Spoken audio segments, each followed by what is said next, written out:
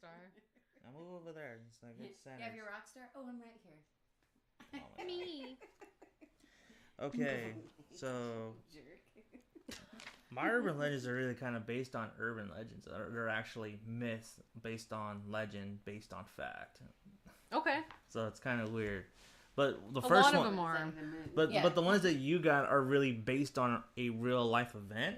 Well, I'll get to that because not exactly to the T, but the one that I got though is really interesting, and since you went to campus, I kind of want to touch on that a little bit more. okay. So with that, let's kick off the show. That's our little pre-show for right now. Testing mics, everything's working good on your end? Testing. All right, next time you gotta hold that note. Which one? The deeper one? Yeah, there you go. All right, I am your host, Johnny Zuko, and I am here with the Crypt Keeper's mistress, Elysa. Hello, everybody. And today's show is going to be a little different. We're moving away from films today, and we're going to be concentrating on urban legends. Now, it depends on how this episode does. We might do more of these, and I hope it does well, because this is a really interesting topic that a lot of people touch on, but we got our own little spin on it. So let's ask the question, though. What is an urban legend? Like, what defines an urban legend? And that's the thing, too. It's like you always think of urban legend being associated with, like, your childhood. Like, oh, did you hear what happened there? Did you hear this? It's kind of like a warning, I feel, to kids. You know, like a kind of like a prerequisite of, like, what not to do to be a good kid.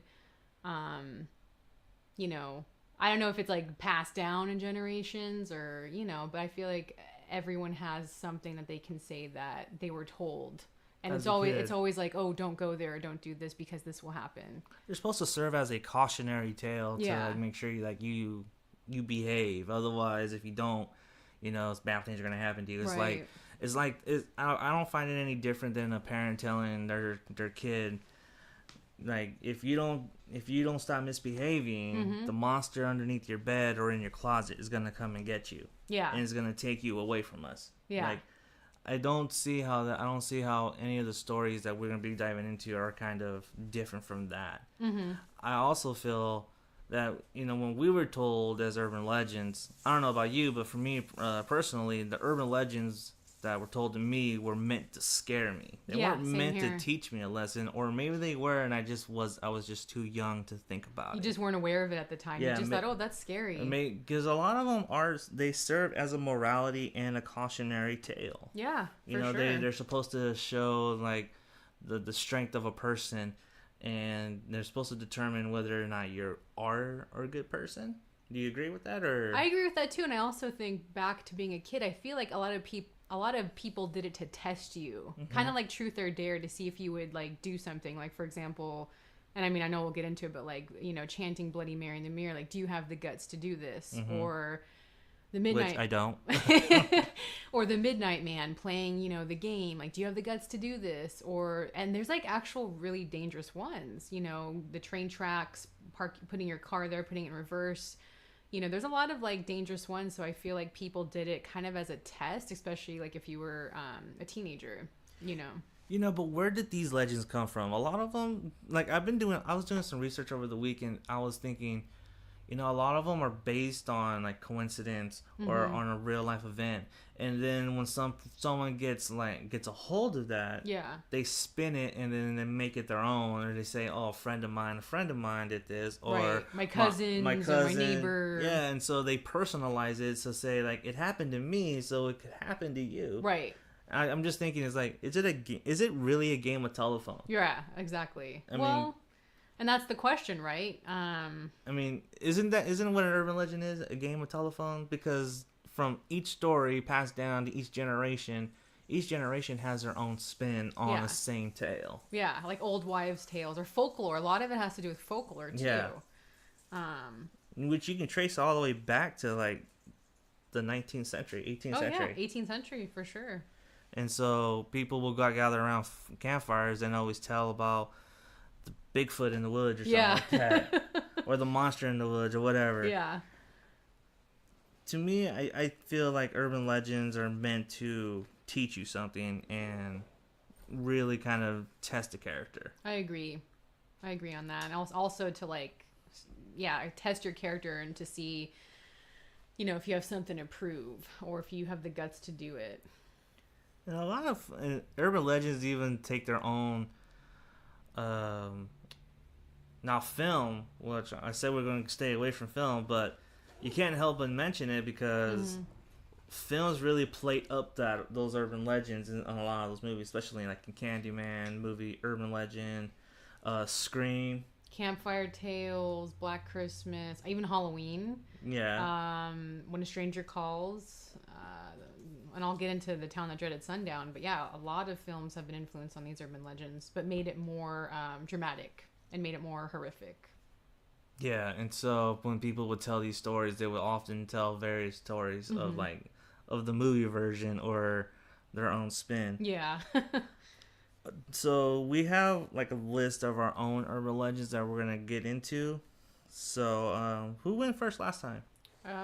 You did, right? I think I did. Yeah. Okay, so I'm gonna go first with my urban legend. Okay, cool. And my urban legend is kind of really based on coincidence, really, and it is often known in the gaming community as the Madden curse. I haven't heard of this one. Now, a lot of people didn't put a lot of weight into this urban legend. So the story is John Madden used to be on the cover of all his video games up to 1999. And then up until 99 to present, there have been nothing but players on. So people that were MVPs or people that had stellar seasons in football, they would have the prominent cover. And that was a cover that was really looked upon like, I made the John Madden cover. Like I'm the star, you know what I mean? Yeah. Like that's how you know that's how you know you crossed over to like mainstream, right? So in 1999, they decided to put a player on the Madden cover. And it was the first Madden game to come out for the PlayStation. Sega, Super Nintendo, all those other ones. And it was the 49ers running back Garrison Hurst, who had run for like 1,400 yards, like 12 touchdowns. He had a stellar game in the wild card. But all in within that calendar year when he was on that cover, he broke his ankle in the divisional round, and he was out the entire next season. Wow. And so from then on, but here's the funny thing. Garrison Hurst, that cover was never, I looked into it, and that cover was never released in the States. What? Where was it it was released in Europe and in China and overseas. They had that, right? But no one picked up on it because John Madden was still on the cover here. Oh, how weird. And so people try to like say, okay, maybe, you know, it's a fluke. Okay. Next year. Now in the next year, it's a worldwide thing. The player comes on, he's on the cover, and he suffers a torn ACL, and he's out for the season. Wow. First game of the season, he's out. And only 5 out of 20 players to appear on the Madden cover have not been struck by the curse. That's really low. And so people say, "Oh, well, Tom Brady didn't get struck by the curse," and people try to equate like playing bad during a season and not having a good season to being on the curse, but they're also saying players being injured on the field is also equated to the curse. You can't have it both ways. It's either one or the other. Like they're injured or they're having a shitty season. But 15 players have had season-ending injuries. That's very high. Yeah. And granted, football is a competitive sport, it's a physical sport, but you gotta kind of like think about it like, shit. Almost every single player has had a season-ending injury. That's cool. That's some crazy coincidence. That's pretty nuts. And so now the test is gonna be Antonio Brown, the wide receiver for the Steelers. Is he gonna have that kind of luck? Who's next? Dun, dun, dun. You know, a lot of people Why don't didn't they put. just start saying no. I would. A lot of Like, I don't players wanna and be on the fans, like Are they players. skeptical or like? No, players and fans really dread being on that cover now. Really? Yeah, they dread being on that cover. So there's like a superstition with it then. Yeah. And superstition runs rapid in sports. You hear stories Oh, about how certain baseball players would, like, if they have like a good game, they would use the same glove and then you do the same routine. Or if they hit like a certain batting average, like for a home stretch, they'll never change their jock strap or their stuff like that's that. a gross one. You know, but that's the superstition though. Or they do like a ritual beforehand. And if you watch Major Leagues, the Cuban player Serrano, he's a voodoo priest. Oh. So you see the superstition start taking play in there, but that's always been around. So fans and players have all dread having their team on the cover. Wow. They like, no, don't do it. One year they try to swerve the fans by saying, okay, look, we're gonna have these people and you get to vote. Wow. What do you think happened? They didn't want to do it. They didn't vote for the A-listers. They voted for the C-listers. Oh no way! That's messed up. And That's so, messed up. and guess what happened to him? He had an amazing season with the Browns the year before, and then come opening day, No. curse struck. What happened? Torn ACL, What? MCL. Wow. And it's like, holy shit. And he hasn't been in the game since. And that was back in 2014? Also pretty recent then. Yeah. Wow. So I didn't really give much weight to this till like ESPN ran like a story on this as a goof for Halloween on like one of their shows, and they were talking about the Madden curse. I've never heard of it, so like I don't really follow sports, but I mean, if you play video games, if you follow sports, this is kind of like a big one. This is like up there with like Laura Croft being nude. It's like 1A, 1B, you know what I mean? So the Madden curse is a really big one, and on top of that, it's still going on. A lot of people don't want their players to be on there. They're legitimately afraid. So why don't they just stop making the why don't they just stop doing the covers? Money, crossover appeal. They want the NFL to have a wider audience, you know, to reach to people like you that don't watch football. You know, they want to reach out to the people that play games, because the people that play Madden, they play fantasy football too. That's true. So they want to reach out to everyone they can. So they're trying to cross over. And I think that's not going to happen as long as Madden is like one of the top sellers. For EA, they're not going to say, oh, we don't believe in this. Yeah. You know, and they said like 5 players have not been struck. So Only 5 though. you know, so 5 players. So just think about that. 5 players have not been struck by the curse. Well, we'll see who's next. Yeah, so to me, that's a really interesting one. It's really based on coincidence, and there's really no validity to it. But just 5 players out of 20.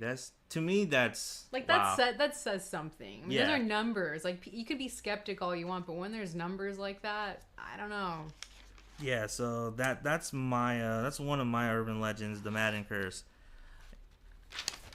Very cool. All right, so we'll get into mine. So this one I kind of grew up with, as a lot of girls. This is called The Babysitter and the Man Upstairs. So story goes, you know, a babysitter goes over to a big house. House is kind of dark, you know. Sometimes it's on a dark and stormy night. Each story will vary. The parents, you know, give her all the information she needs to know. They say the kids are upstairs asleep, you know, so don't really interrupt them that much. And then the parents leave. So then the girl...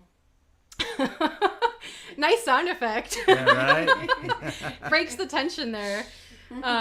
So then the girl, you know, she's in the house, you know, maybe watching TV, maybe doing homework, whatever. Time goes by, and then she gets phone calls, and the phone call says, you know, have you checked the children, or something along those lines.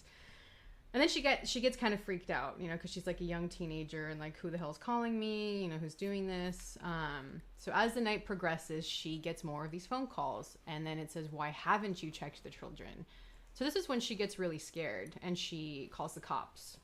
And the cops will they'll say, okay, we'll trace the phone calls. We'll see like where these phone calls are coming from. So then eventually that happens and they call her and they say the calls are coming from inside the house. And then she gets freaked out. And then different stories go. She runs outside. Some say she runs upstairs and the children are murdered. Some say the children aren't murdered. And the parents come home and everyone's fine. But that there was a man hiding upstairs making these phone calls to her. So, you'll get tons of different variations of the story. And I looked into this because it is such a scary story because, so many young girls will babysit, and they're young. Like some babysitters are even like 13, 14 years old, depending. Yeah, my first babysitting job. Yeah. Like 12. It's like your first job, really, for a young girl. So, I don't know, just hearing that growing up, it was scary. And then you had, not to mention movies, but I'll mention movies. There were movies based off of this, When a Stranger Calls, even Black Christmas in a way, the creepy phone calls, the guys inside the house. He Knows You're Not Alone.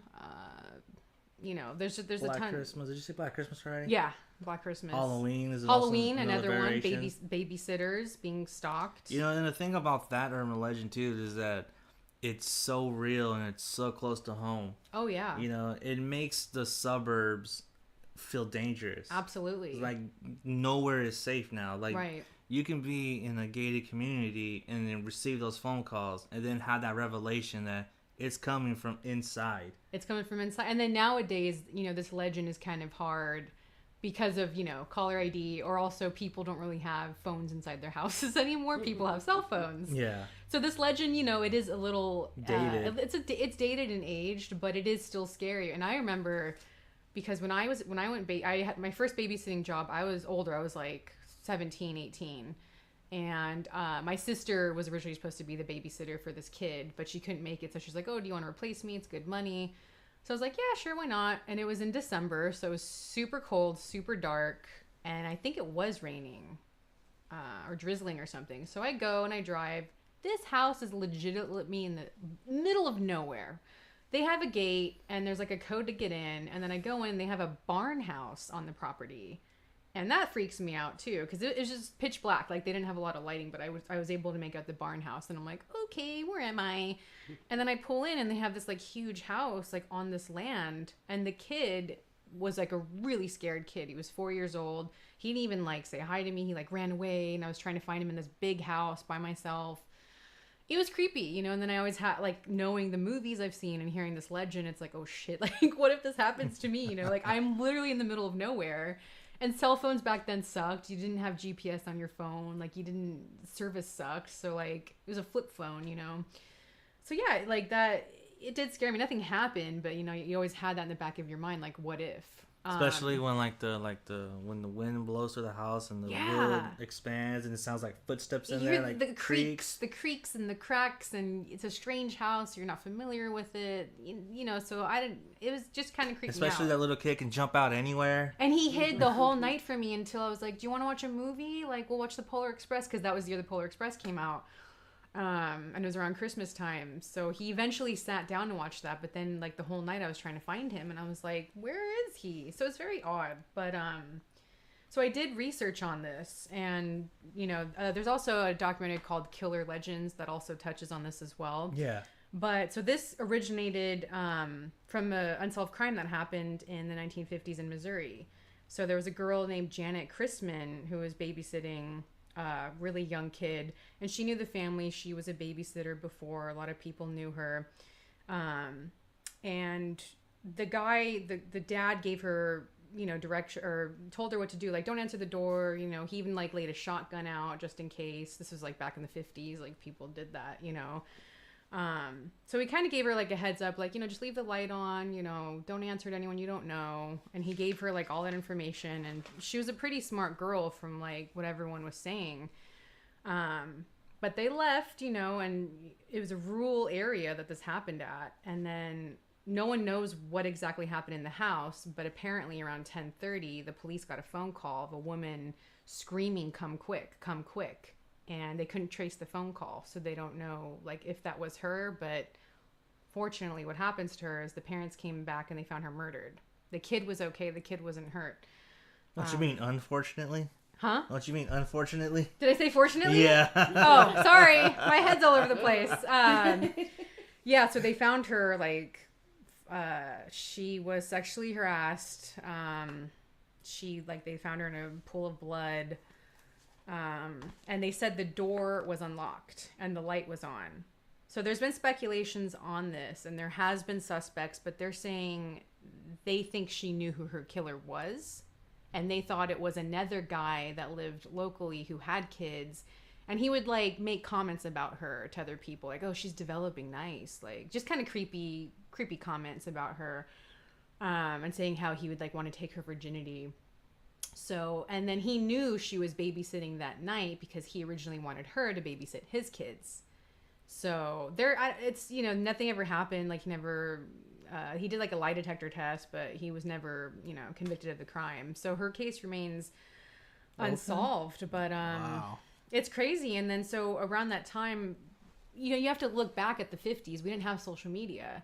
Our source of news was our parents, our neighbors, and like whatever's on the radio, or it was on the radio, or like one news channel at the time, you know, and newspaper. So I think the babysitter and the man upstairs, this really originated from that. And also in the 1960s, in a similar area, women were getting attacked and sexually harassed a lot, babysitting, you know, or on the college campus.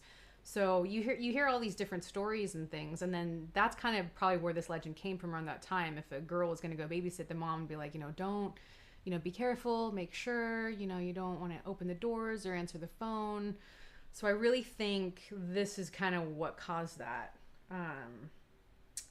But yeah, it's crazy. Like you said, it's the suburbs. It's a rural area. You're not like, this isn't a place where you think you'd have to look behind your shoulder every second. You know, like this could happen in a nice, safe home, a nice, safe community. And that's what scares people the most, because it's not like a dangerous city, or, you know, you don't have someone lurking, stalking you when you're walking down the street. It's funny too, because like when you have movies like Halloween and Nightmare on Elm Street, they're not depicted in like urban areas, they're depicted in suburbs. And so and it makes it scary. And so like when you have John Carpenter, Wes Craven showing you that you're not invincible, you're not invulnerable, right. You can get touched, things can happen in here. And the suburbs, you know, underneath the surface can be an ugly area. Oh, for sure. Can be ugly. They're better at hiding things, I think, in the suburbs. That was kind of the theme of the first Purge. Not the first Purge, I'm just kidding, but I mean the Purge? The very first. The Purge. Just say The Purge. Don't say first Purge, because that just confuses everyone. Because it's a safe, rich community. And so he was really lax about his but then again, you know, system not working that well. He didn't care because he felt like the suburbs were totally safe. But then again, you know, he was fucking his own people, and so everyone was like, you know, we're gonna go. That's true. We're gonna go get him. You know what I mean? So I felt that was a nice comeuppance for him. But then, never mind. I'm gonna stay away from that. You can go back to our first episode and listen to that rant. But you know, as far as the babysitter, there's a lot of variations on that. Yeah. And it stems from this real true crime event.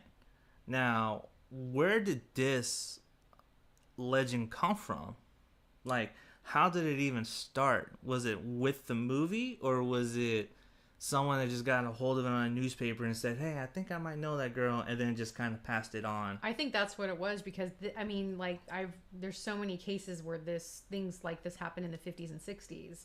And even there was another instance where a girl was babysitting and she was raped, and she said the man was wearing a white mask with holes cut out for eyes. She survived this. But what does that sound like to you? Texarkana killer.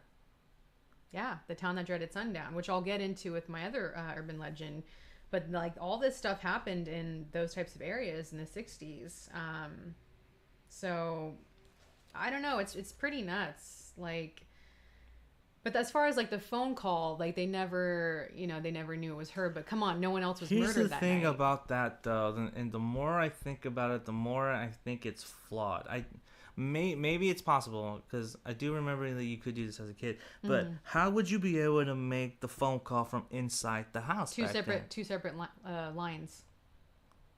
Yeah, separate lines. Sometimes the dads would have like an office phone, or like a separate phone, or the parents would have a different phone from what the You had to have a lot of money to do this, by the way. That was like that was a luxury to have two different landlines. That's not like an extra $50 or $100. Not a whole lot of people had like two. Not a lot of people had it, but they did have it. I should actually look that up. I don't know when the two separate lines started. That's another thing I should look into. Yeah, because like to me, the more I think about it, it's like I don't think they could have pulled that off back then. I'm not sure. Maybe they could have. For sure in the 70s you could, because I remember like around the 70s and 80s, like that was like a popular thing. Because then in the 80s, the teenage girls would want their own phone. Like, I want my own landline. So I know it was popular in the 80s. Because I remember as a kid, you know, I was able to make phone calls inside the house too, but I didn't even know why or how. It's a different number, yeah. Yeah, different, you know, different again, line. I was a kid. I didn't know. I was like, oh, this is cool. So I'm gonna prank call or something like that. But isn't there a code you could put in too to split two lines on one phone? That I don't know. I know when I was growing up, you could like star 69 or star 87. You could make your phone private. I don't think star 69 was back then though. Probably not back in like the 80s. 60s. Not back in the 50s 80s, 90s. 60s, but I think that was more of an 80s. Yeah. So, but then again, getting back to like, you know, this was probably like another thing too you have to look at is the study of young women at that time. You know, this was back in the 50s and 60s. Women's roles back then were a little different, right? Like, oh, check the children. Make sure you check the children. So this has kind of like a guilt thing to it because, oh, if she checked the children, back to the original urban legend, like the kids being dead. Oh, if she didn't check them, maybe if she checked them, they'd still be alive. Women, mind your business. Like, you know, make sure you're doing everything right. And a lot of folklorists have wrote about that too. Saying like, oh, she should be responsible. She's got all these duties. She needs to do them. So I don't know, maybe that kind of had an effect to this. But yeah, like as to scare women, to reinforce. Yeah, to scare little girls to like saying like you need to, you know, this is your role, so you need to play it. And also too, they're not little kids anymore. Yeah, they're becoming adults. Yeah, but they're like 12, 13. Yeah. Essentially, they still are little kids because they don't know any better. Exactly, but they were treated at that time kind of like to grow up fast, you know? I mean, if you look back then, kids would get married when they were like 18, you know? They would have kids when they were 18, 19. So back then you were more rushed to grow up faster. So at this time, you're kind of like in that weird adolescence where you're you know, puberty not only, but you're gaining all these new responsibilities. So I think also that it stood as some kind of maybe to snap, since babysitting is typically a teenager's job, to try to snap them out of being so cavalier or not taking danger seriously, even though they are watching kids. They're still not parents, right? You know, you're kind of on guard all the time, watching the kids. Exactly. And so maybe it was a way too to scare them. Someone told it originally to like snap them into like snap them back in reality, like being an more adult about the role than just being like how teenagers are like whatever, they're fine. Yeah, it won't. Nothing bad's ever gonna. Teenagers always think nothing bad's gonna happen to them. Yes. They think like they got the world in the palm of their hand. You know. You know, when I was a teenager and an adult told me to do something, my first instinct was to say "fuck you." Right, they're rebellious. I mean? We were all teenagers, and we all had that thought. That's that's just being real though, because every teenager, they don't like being told what to do. Especially if you told a teenager that story today, they'd laugh you out of the room. They would, and that's the thing too. I was going to ask you, like, how does this urban legend evolve today? Like, are people still telling this? Like, would kids be scared? I think the only way you can do it is if you really look at the opening to Scream, where cell phones were invented. So people know how to block numbers. People know how to change their numbers. If you really got to be tech savvy to get around a couple of things. You do. You know what I mean? You got to be like a hacker. And so you can still play this urban legend, but this urban legend needs to have a much more dire consequence. Right. I mean, not to say that the kids disappearing, the kids dying, that's not a consequence, but I'm saying they need to have, I feel like in this generation, you need to play to the teenagers' ego or their vanity or their presence in social media. Yeah. Because I feel like if you attack those things, Basically, you just have to make it more relatable. Yeah, and to so what's you would going on have in their to, life you would now. literally have to break It the has to teenager be down Yeah. before relatable. before you can even touch the children. Yeah. That's what I'm saying. Yeah. So I feel that's the only way that you would be able to do that, because you would have to break the teenager down first, and then go after what's around them. Because once they're broken down, Mm-hmm. they're helpless. They're, they can't think straight, and Yeah. then you start attacking everything around it. And then, That's not a playbook. I'm just saying that's how you would tell the story now. right. Yeah, it's crazy though, because I always think like how it evolves through the decades, because things change so much. And then even in the remake of When a Stranger Calls, she did have caller ID, but Did it help her though? it did, and there were cell phones in it, but the property had a guest house, so that's where the calls were coming from. So it wasn't, and the parents would be like, oh, sometimes our son comes home from college and goes to the guest house, so don't be alarmed. So she had that. So that's kind of, I do feel like that was more relatable for these times. When was that? Like 2006, 2007? Stuff. Sometime around there. Yeah. 6, 7. So that is more for the time. So I think, even having caller ID and a cell phone, you could still find a way to freak them out, especially if it's like a big old house and you don't know where anything is. I think the one that I'm gonna tell right now is the best way to scare them now.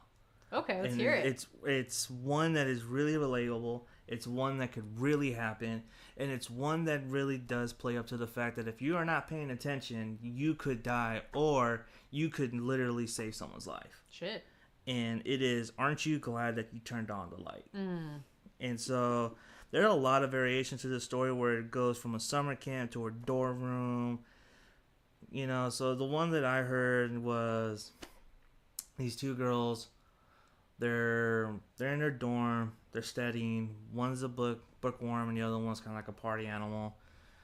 The party animal's trying to drag the other girl. Let's go to the party. Come on, let's go. And she's like, no, man, I need to stay. I need to focus on finals. I need to graduate. Blah blah blah. This and that. She's really serious about her schooling. The other one's all, I just crammed the day before. It works for me. It could work for you. It's like, no, I don't do that. So, party animal takes off. She goes to the party and has the time of her life. And then she comes back with a guy, and she's gonna go back to the dorm. Go back to his dorm. So she goes back to her dorm, stumbles around in the dark, looking for clothes or books or whatever. She grabs what she needs, and she heads home. She heads with the other guy.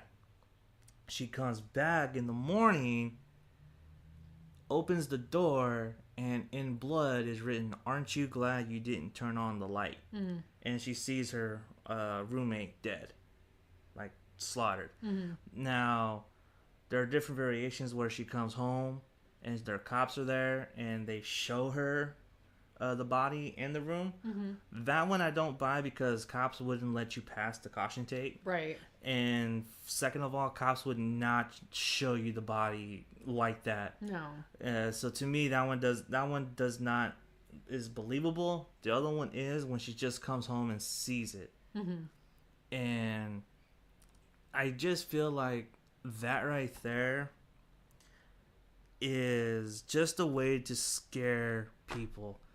Because around that time, this one kind of serves as a what was it? Yeah, when did that originate? This one originated in the 1960s. Oh, okay. But this one also kind of spinned off of the legend of the Leg Tan. Yeah, which I've heard that one too. And Yeah. also this one was a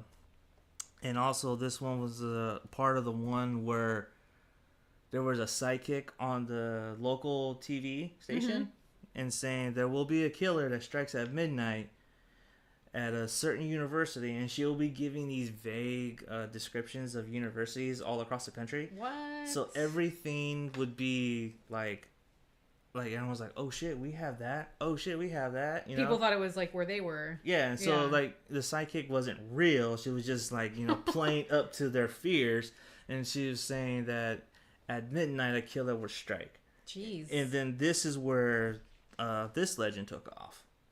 And let's see, what was it? Oh, I didn't write it down. Apparently that psychic. Apparently, I wrote a lot of notes here, so I'm trying to figure out where it was. I didn't write it down. Son of a bitch. There was an actual murder in a university involving nurses. So there was a killer. Wasn't that Richard Speck? I think so. Yeah. Yeah, he the real serial killer. He went in and like murdered all these nurses. Yeah, and in their dorm room. Yeah. Right? So that was a psychic saying that that killer was gonna strike again at a certain dorm, and so that's how this one kind of spawned off. I didn't know that's what like inspired it too. That's crazy. And so, and this one serves as a cautionary tale because, it pretty much tells you that, just because you're away from home doesn't mean you're not safe. Right. You know what I mean? Mm-hmm. Oh man, Pepper, what are you doing? We got a cat on the notes. So this was back in the 1960s, and this is what I wrote. It said, colleges were easing off security and were less involved with students' daily lives. It was to make them more aware that they're not home, and colleges were more open and less protected and potentially open to strangers that were possibly dangerous. Because I go up to UCSC all the time. Mm-hmm. There's no gates there. There's security roaming around, but I can literally go up there and just hang out in the library if I wanted to. Yeah, easy access. I mean? Yeah. So a lot of universities, and particularly colleges, they're open to the public for the most part, aren't they? Not the dorms though. I think for the dorms, like depending where you are, they'll have like security, or you have to have the key card or a key to get in. Now you went to college, right? Yeah. So if you heard this legend at that time, what's going through your mind? Well, it's funny because I've known about this legend, and I had a roommate, and we shared a room, and we would always make sure we would check in with each other because I went to college in San Francisco, so we were in like the city, So the dorm we were at was kind of, it was like a loft, but it was kind of at the edge of SF. So at that time there wasn't, now it's totally changed, but at that time they were still kind of like building up that area, but you're kind of isolated. So, we always made sure we checked in with each other. And I would joke with her at this, like, don't turn the lights on me, or like, don't die in bed, But it is scary because it's like, in this scenario, you have one good girl, one bad girl, one goody two-shoes trying to get her work in, wanting to be a good student, being, I don't want to go party. And then you have the other one who's like, no, let's go party, let's go have fun. So it's interesting in the version you told that the goody two-shoes is the one that gets murdered, and then the partier is the one that doesn't get murdered. That's the one that's always the... I read a lot. I spent a whole day looking at this urban legend, and there are like 10 different versions. Yeah. 9 times out of 10, it's this one? It's the goody two-shoes that died. So is it, you think this is like... It's supposed to serve as a cautionary tale where it's like, not really necessarily for the goody two-shoes, but it's more necessarily for the other person to be aware. Aware. To like, check in on your roommate.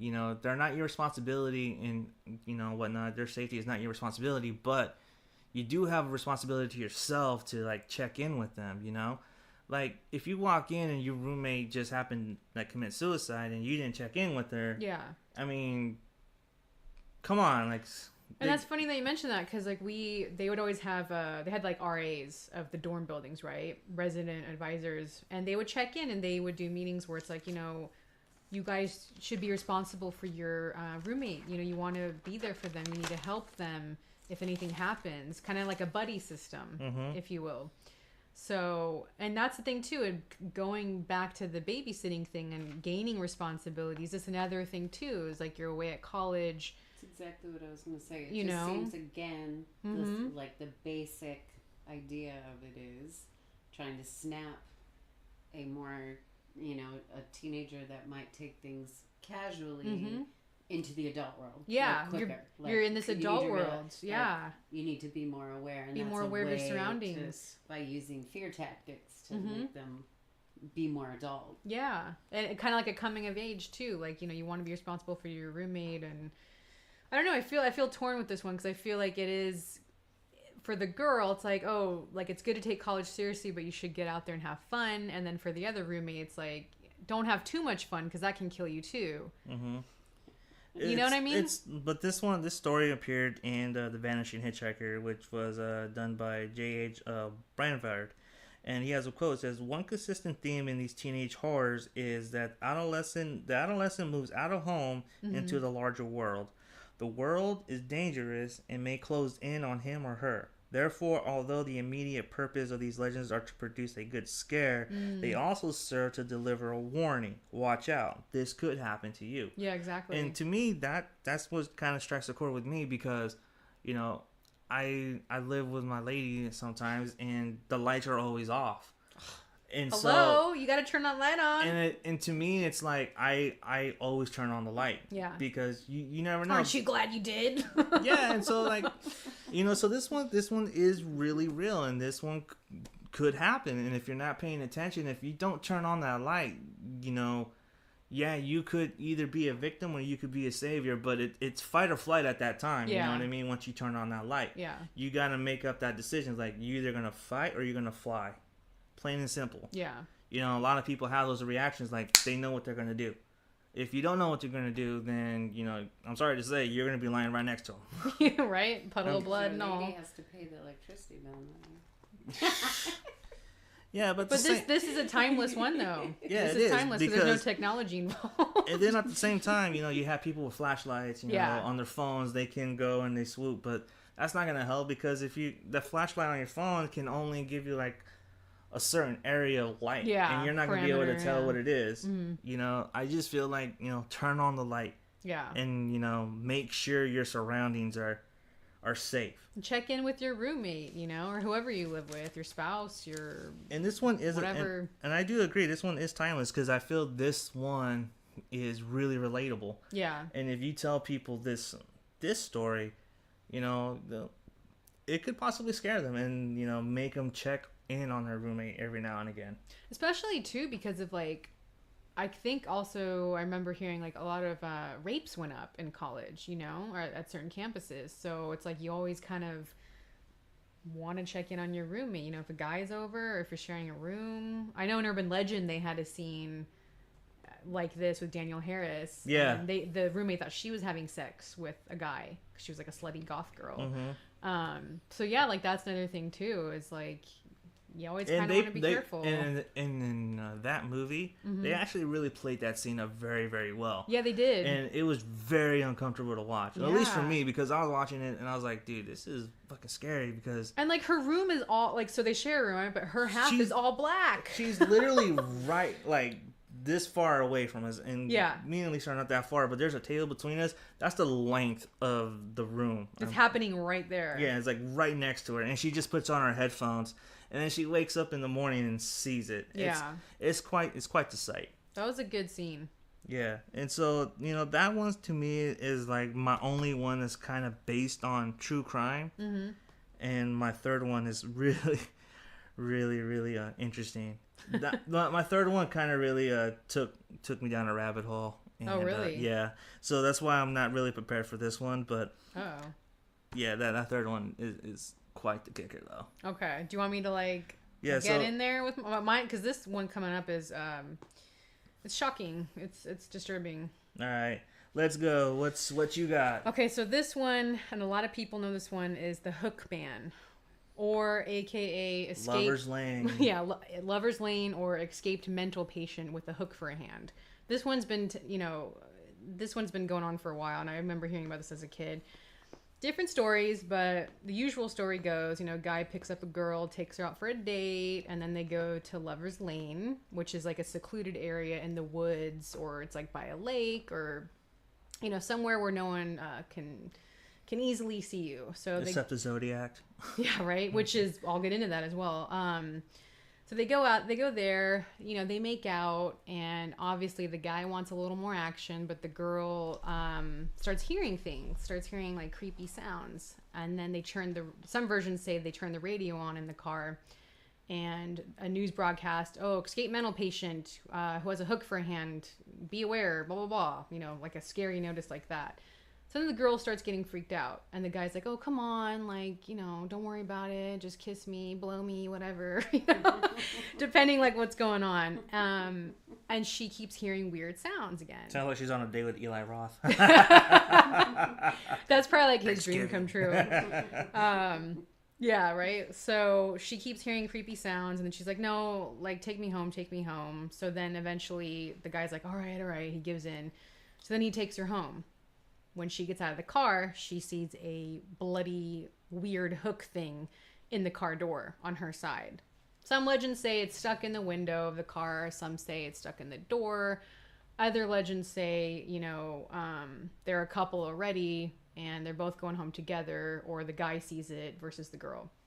Depending how you hear it. But so that's the basics of it. I heard two different ones. I heard the first one I heard that everything you said was true, but it was just rearranged. So when they pull up to Lover's Lane, the broadcast is already playing, and he turns it off, and then they start making out, and then she hears the thing, the sounds, yeah. And he's like, no, and then she's like, no, I don't feel comfortable here. Just take me home. Yeah.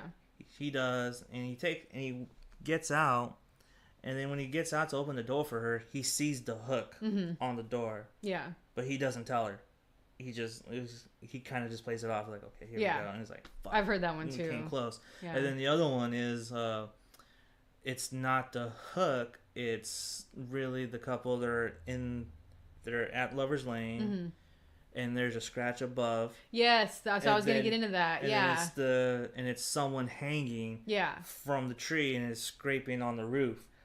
And I don't know how that one linked to the hook hand. So the way I heard that one was actually it's the same scenario. They're like making out, and then the guy has to go take a piss. So he's like, "I'm gonna go piss in the woods. I'll be right back."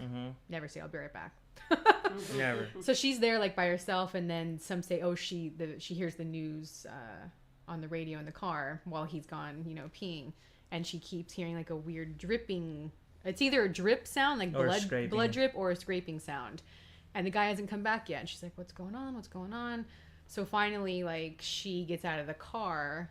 There's different scenarios, but then this one is like she gets out of the car and it's her boyfriend that is hanging above. Or as some say, cops pull up and like, "Ma'am, don't get out of the car, don't get out of the car." And then they like try to hide what she sees, but it's still like her boyfriend on top of the car.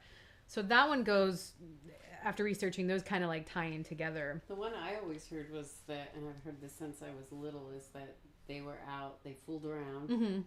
They came home. They never heard anything, any noises, nothing.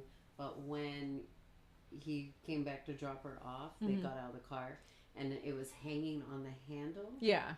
And then they happened to hear, like on the news, it said escape mental patient. Yeah. So they knew nothing until they got home, and then connected the dots. That's scary too. Yeah, and it was more simplified. I love hearing how everyone has heard it, because everyone hears it in such a different way. That's why I love urban legends. But so this this has been a tale, I guess, since like the 50s, or the 60s. But after looking into this, I found that someone wrote a publication to Dear Abby. Do you remember Dear Abby? Wasn't that like a She's like a columnist. People would like write to her for advice, like a help column. So it's not Dear John, where it's also pity. Back then it was more for like advice or like a warning too, which I'll get into. So they found the first publication from Dear Abby in the 1960s when a woman named Jeanette wrote that story. And then at the very end of that, she wrote, "I will never part to make out as long as I live. I hope this does the same for other kids." So after hearing that, it's like, do you think, again, back to teenagers and, adolescents, was this a warning not to go have sex, underage sex in the woods? According to horror movies, it is. Right? Which horror movies have also done that. So...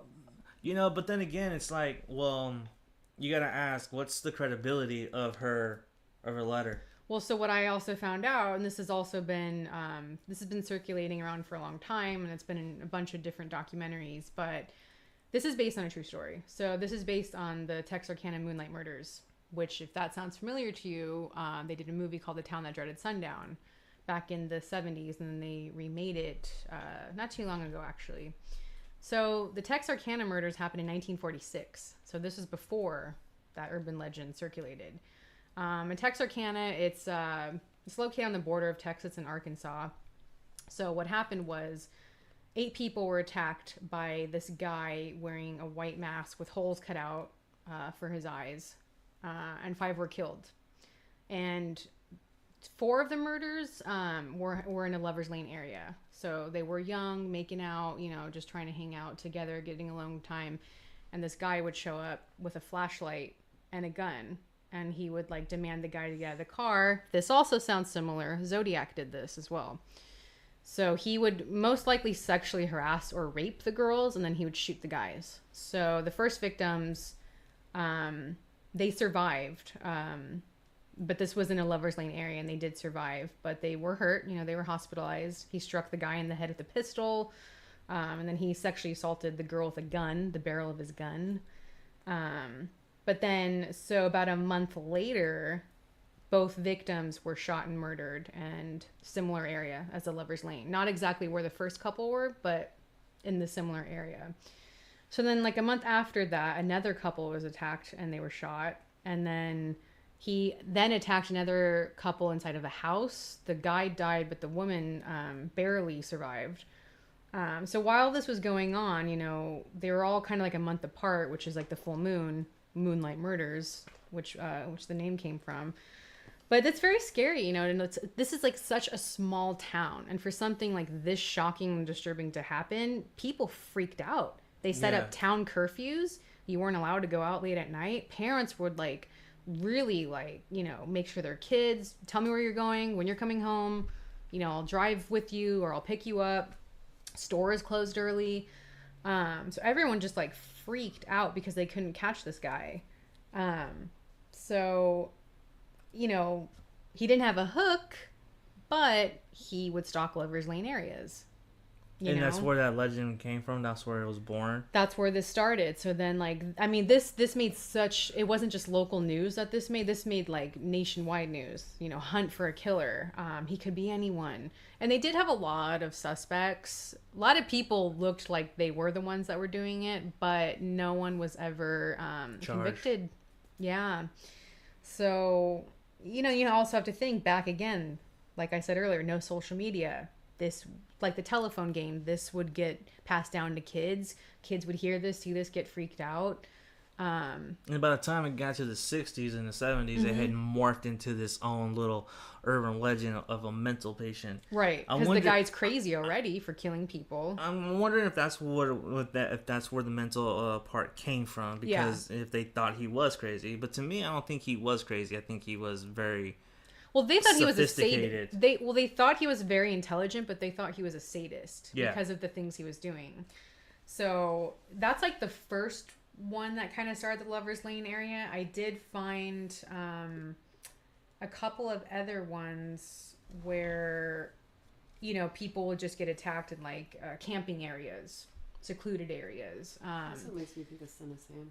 Yeah, Son of Sam. And then the Zodiac Killer. Same thing, couple by a lake. He came, shot them in the car. I think those two were having an affair, the couple that he killed. So I don't know, if he knew them personally or what, but same setup, the mask cut out, eyes cut out. So you just hear all these creepy, again, you're in a wooded area thinking, oh, there's not a lot of people here. I'll be okay. Yeah. Well, not necessarily. I mean, you're in a small town where everyone knows everyone. Right. And if you're not part of that community already, you're gonna stand out like a sore thumb. Yeah. And regardless if you did it or you didn't do it, what I mean? You're gonna stand out. They're gonna point to you because there's no way in hell they're gonna look inside first. You know what I mean? For sure. And so, it's crazy because when you watch that old movie, the 70s one. That was a great movie, by the way. I highly recommend it. It is a good movie, but then the way they end it is just so fucking creepy. The shoes. It's just creepy. And he's standing in line, oh, he could be anyone. Yeah, and just the way the camera just moves, and it's just it's just so haunting because and then it hits you. You realize, fuck, this isn't a movie. I know it's this is true. This story. is a true story. What the fuck? Yeah. And so, like, then it hits you like that. Can you imagine being in Texarkana watching that movie And they show at the it, drive-in? They show it every Halloween at a drive-in. They still do it. They still do. Yeah. Wow. Can you imagine that? He's probably sitting there. He's probably the one probably that's programming 80, it. Yeah. Or, he's got to be older than that. I think he's dead now. Because if this was 1946 and if he was like 20 or something, yeah, he's got to be dead. Unless he's a vampire. True. The vampire moonlight killer. Adds a whole another element to that. But then going back to this hook thing, a lot of folklore say, oh, the guy, back to Lover's Lane setup, the guy's trying to get his hooks into the girl, like he wants to penetrate her. So you have a lot of folklorists that say that too, and it's another precaution for girls and responsibility, like be a good girl, like keep your virginity. So there's all these things, and back in the 60s, people would go cruising all the time in their cars, like that was like the thing to do, make out in a car, go to a drive-in, or So I think hearing this in the 40s and having real events in Lover's Lane areas, that set the precaution for parents. Yeah. So that was like a boop, warning, danger. So then you have them telling their kids, you better not stay out past 10, or and especially if it was national news, then you have parents from everywhere. Everyone heard about it, yeah. Telling their kids this story. Yeah. Crazy. It's just such a crazy story to me because it's so... Have you ever been... I don't want to get too personal, but have you ever been in Lover's Lane type of areas? No. I was unpopular in high school, so I was never. You were a out good there. kid. No, I wasn't even a good kid. I was just a stoner, and I'm just like, oh, okay. I would rather stay home on a Friday night and watch horror movies. That was my life. So you never went to like a Lover's Lane, even like by yourself? I didn't start dating until like I was 20. Okay. Well, even at 20 years old, you never like. No, because like when I was 20, I still wanted to stay home and watch movies. All right. I don't even know how I ended up with her. Well, I will say this, it is creepy. Maybe that's just because I've known about like urban legends like this and I've seen the movies, but like I've been to some areas where it's like, what was that? Did you hear that?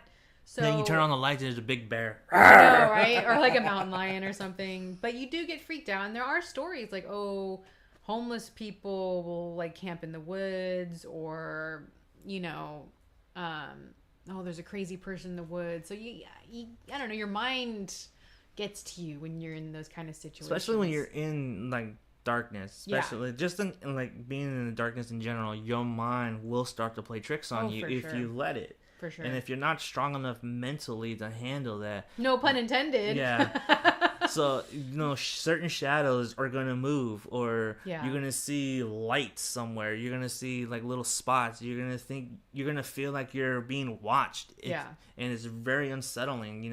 Like I'd be in a dark room sometimes and I'm like, I feel creepy, I feel weird, and I turn on the lights, unsettling, or I'll be cruising down like Mount Madonna, like on 152, like in the dark and in the fog, and I just feel really uneasy. It's like I need to get the fuck down this hill, like really fast, so it's just like, in general, if you just can't handle that, even if you're with another person, and if they can't provide you with assurance that it's gonna be okay or kind of calm you down, then you're both kind of fucked. You're both fucked, man. You're the first to go. Like literally, not in a good way, but you're fucked. You know what I mean? Won't get fucked, but you will be fucked.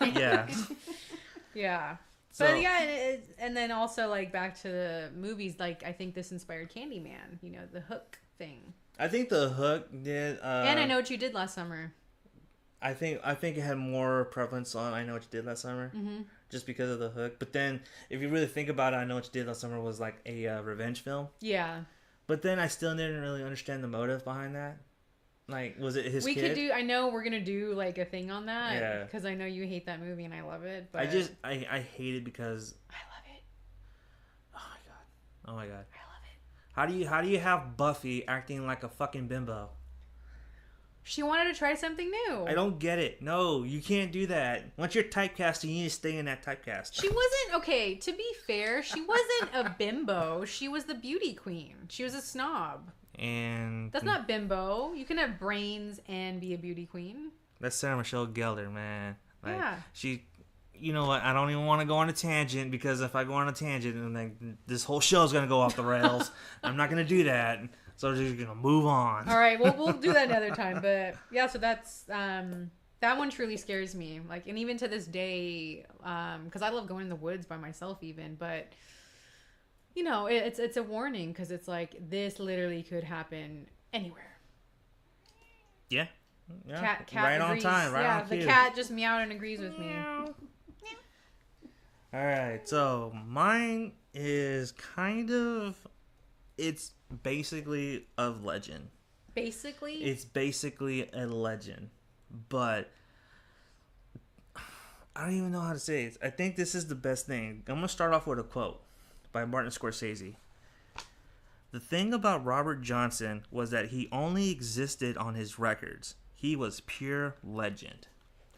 Not much is known about this blues player. Huh. Not much is known about his life or his death. Even his death is surrounded in legend.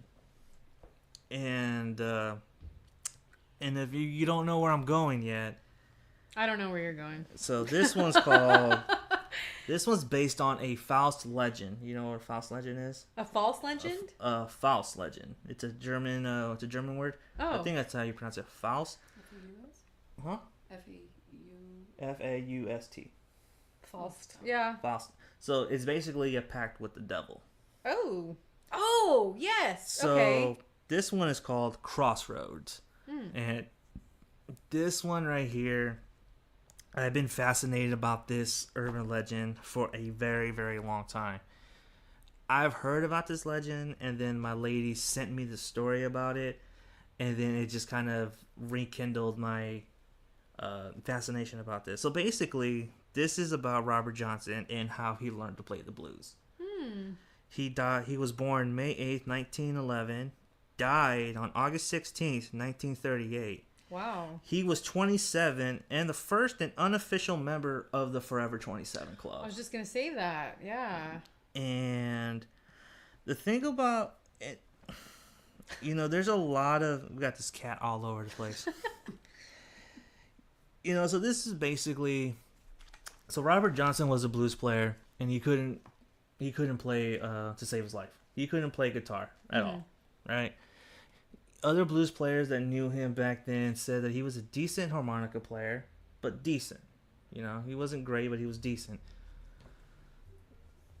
He could not carry a tune on a guitar for a very long time. He was gone for 2 years. And then when he resurfaced in 1936, he had this whole new skills. Like, he was a virtuoso on the guitar.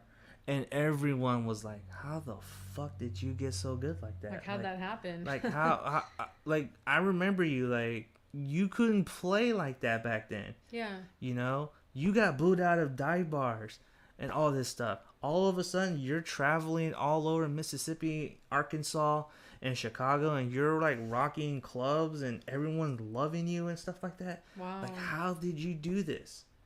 And now, this is where the legend goes. A lot of people say Robert Johnson went down to, there's a infamous crossroads. No one knows the exact crossroads. Damn. But they all say that it was a crossroads between Highway 1 and 8. And back then it was a dirt road. And he went down there in the middle of the night and he spoke to the devil. And he said, he gave him his guitar. And the devil played a few tunes, tuned it, and gave him back his guitar. And then all of a sudden, he knew how to play. Wow. Now, the interesting thing is that a lot of people say that's not true. You know, basically, he went up to Chicago during that time and played with Ike Zimmerman, who was another famous guitarist out of Chicago. And they would go to graveyards at midnight, and play. Zimmerman would say, I like practicing in the graveyard because it's peaceful and no one will bother you. Wow, that's cool. And that's a true story? That's basically, that's from Zimmerman's grandson. His grandson. And he said that, no, Robert Johnson didn't sell his soul to the devil. Like, he came up here, he lived with us for like 2 years, learned how to play the guitar. Yeah. and he was dedicated to learning how to play the guitar. Yeah. And we went to the graveyard. I showed him how to play, and he went back down south and he did his own thing. And at the same time, which is another thing that's kind of like fascinating to me, is that all of a sudden he had a record deal. Now, according to Wikipedia, he just went to the studio and recorded for Columbia Records. There's nothing saying that he signed a deal. There's nothing saying that he was an artist or songwriter or blues player or anything like that.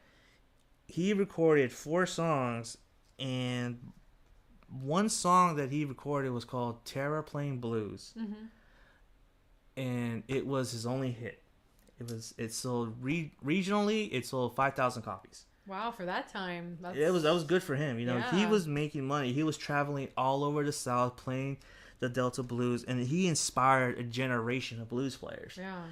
From Clapton to B.B. King to Albert King to Stevie Ray Vaughan, even the Allman Brothers. Like his song Crossroads and Sweet Home Chicago are his 2 most famous songs, and they have been covered by bands all across the plain. Yeah. You know, those 2 songs are inducted into the Hall of Fame as songwriters under Robert Johnson.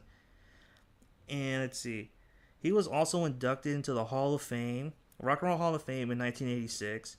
And in 2003, he made 5th all time on the Rolling Stone magazine out of 100 greatest guitar players ever. Damn. So there's like 2 years that is basically filled with myth and legend. Yeah. No one knows exactly what happened. Yeah, he could have gone to Chicago and, you know, dedicated his life to playing the guitar and being a musician. I can buy that. Yeah. I'm an artist myself. You know, I dedicate every single hour trying to write bars, so I know how it is. I know people that have been playing guitar for 4 years, and yet they're still not any better. Yeah. You know? And I always tell them, like, how bad do you want it? Like, what do you want from it? Right. Like, you get as much as you put in. And if you're not putting a lot into it, you're not going to get a lot out of it. Yeah. And so I honestly feel like Robert Johnson was a blues player. He was dedicated to learning and how to play.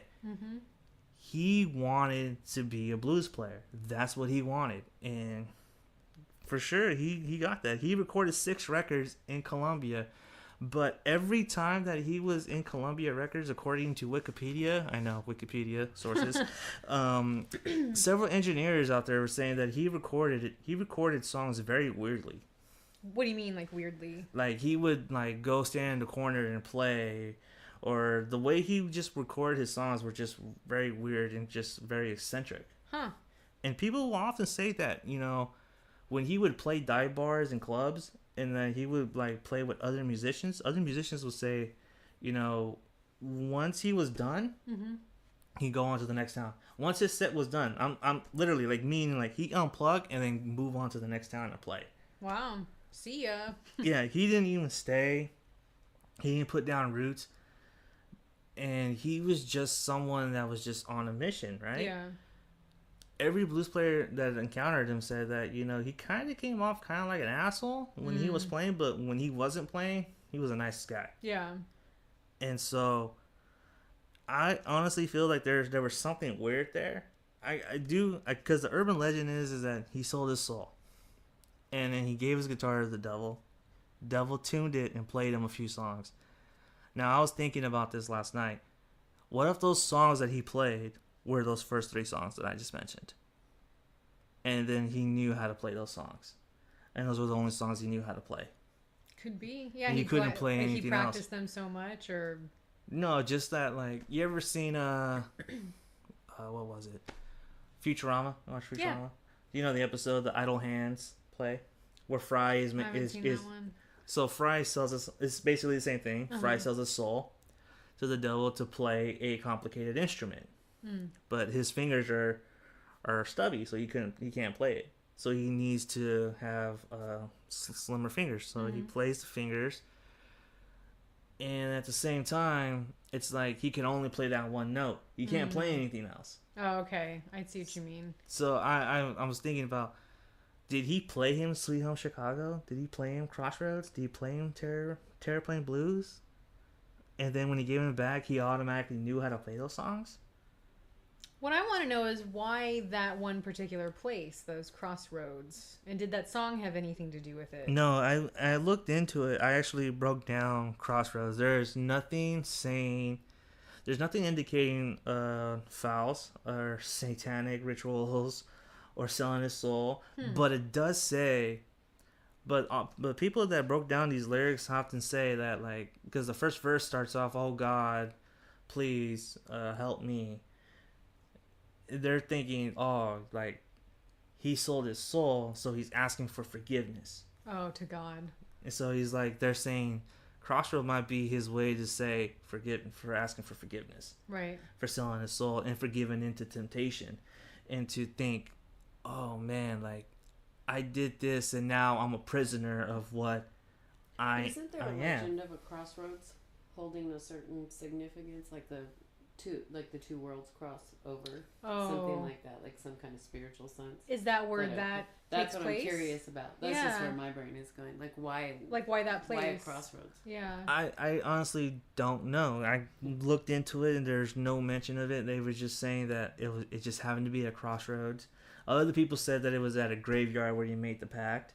But the crossroads to me seems more realistic, I feel, and just there's something about it that I can easily just buy into. I know in certain religions they have like Hecate, where you're supposed to meet her at a crossroads. If you're doing like a ritual, you meet her at the crossroads because she's got the three things. So it's like you're looking, you put like your offerings in those different directions. So a lot of, and that's just one example, but I know a lot of like religions have that. Like that's a very ritualistic kind of place. But I wonder why that particular location. Well, then also they were talking about African folklore, Legba, who is a trickster, and you would have to meet him at the crossroads in order to make a certain kind of sacrifice. But they also say that Robert Johnson had no, connection to that. Oh, okay. And nor did he believe in that kind of stuff. So there's a lot of theories going around about like what's the significance of the crossroads is. Yeah. And I can't really narrow it down. Because what comes to my mind is that maybe somebody that was jealous of him because imagine being started the rumor, like all of a sudden he was really good and had he sold hits. his soul. And so, I mean, imagine, especially even back then. And that was like a stigma, saying, right? Wasn't that a saying back then? Like, oh, you're going to sell your soul to get that? Or yeah. That was a popular saying. So it seems like somebody I bet he sold the soul. Yeah.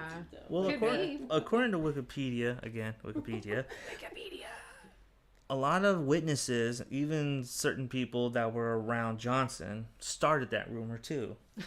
They were saying... Yeah, they actually perpetuated that myth and played it up. And they were like, yeah, he sold his soul. He must have done something dirty because there was no way in hell that, he was that good. They just sound jealous because what if he did practice like those years, and some people do and they get better. It's happened all the time and they just like... Yeah, and even Ike Zimmerman, even his grandkids can confirm that Robert Johnson stayed with Ike Zimmerman. Yeah. For 2 years learning. Robert Johnson stayed there for so long that Zimmerman's kids thought that he was Robert Johnson was their cousin. See, I think that's what really happened then. I think so. I think so too. I just love that urban legend though, because if you really think about it, like his actions, the way he acted in certain situations, he was always on the move. Always on to the next show. He never stopped to slow down. And then once he had the funny thing is that once he had a regional hit, tragedy struck. You know what I mean? Yeah. He didn't get to stick around and see his influence on blues. He didn't get to see what kind of impact that he had on music in general. And it sounds like he didn't really get to enjoy it either. No, he didn't get to enjoy it because I feel like he was a prisoner to his passion. Yeah. He didn't. I don't feel like every time I'm reading about it, like it didn't. he didn't seem like the person that was enjoying it at that time. Yeah, which is unfortunate because that's why people want to become artists in the first place, because they enjoy it. Yeah, and even his death is like really weird. So what happened? So now, Robert Johnson allegedly was poisoned. Now, Robert Johnson was fooling around with a married woman. And her husband found out. And her husband was a bartender. And Robert Johnson was playing at a bar. Bartender hands him a bottle of Jack's. Here you go, man. This is for you. Enjoy. Bottle was already open.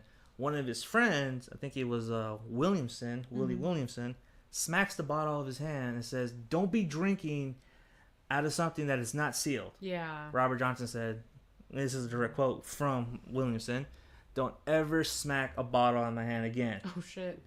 And he goes back to the bar. Bartender hands him another one, but it's still laced with poison.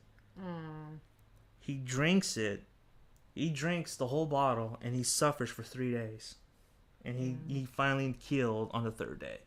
Now, people say that it was strychnine, but a lot of autopsy reports,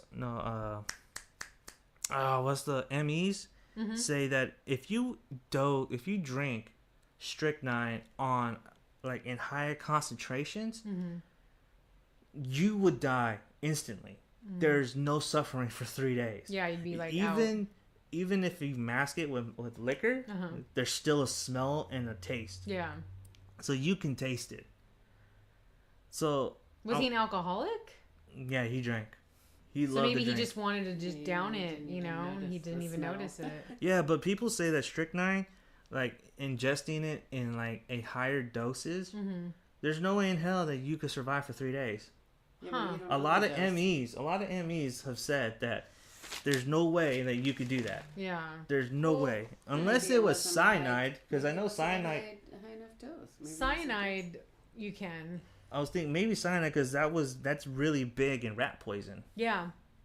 And if you put it in food or liquor, it's like it disguises it so you can't really taste it. And it takes a while to take effect. Not that we're giving anybody ideas here. No.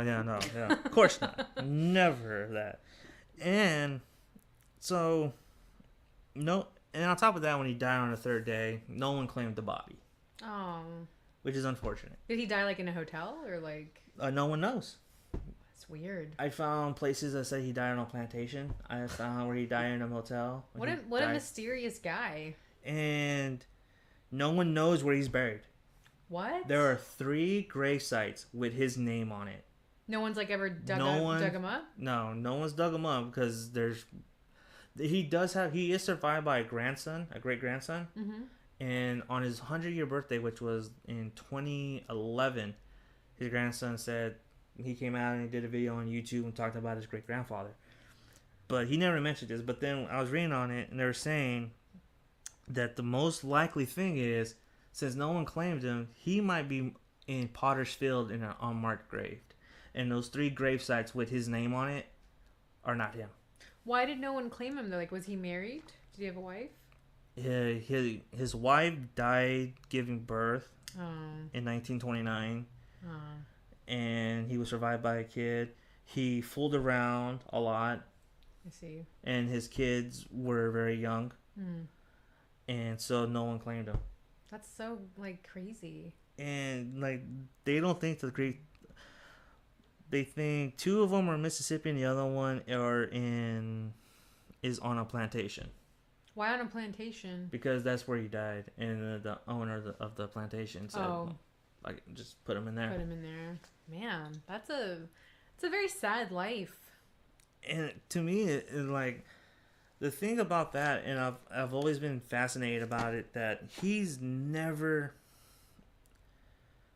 was someone that has such impact. Yeah. And yet he didn't get to live to enjoy it. He didn't get to enjoy the fruits. It wasn't until 1960 or 1961 where Sony Columbia put out a re-releasing of his recordings. Oh. And had his music generate a wider release and So gained a people knew. wide audience. Yeah. People started getting hip to it. People are starting to listen to him, and that's why people are saying, "Oh, he is very influential." I can hear where Albert King and Stevie Ray Vaughan got their sound from. I can hear why Clapton and Robert Palmer are talking about this guy. I can totally hear it. Yeah.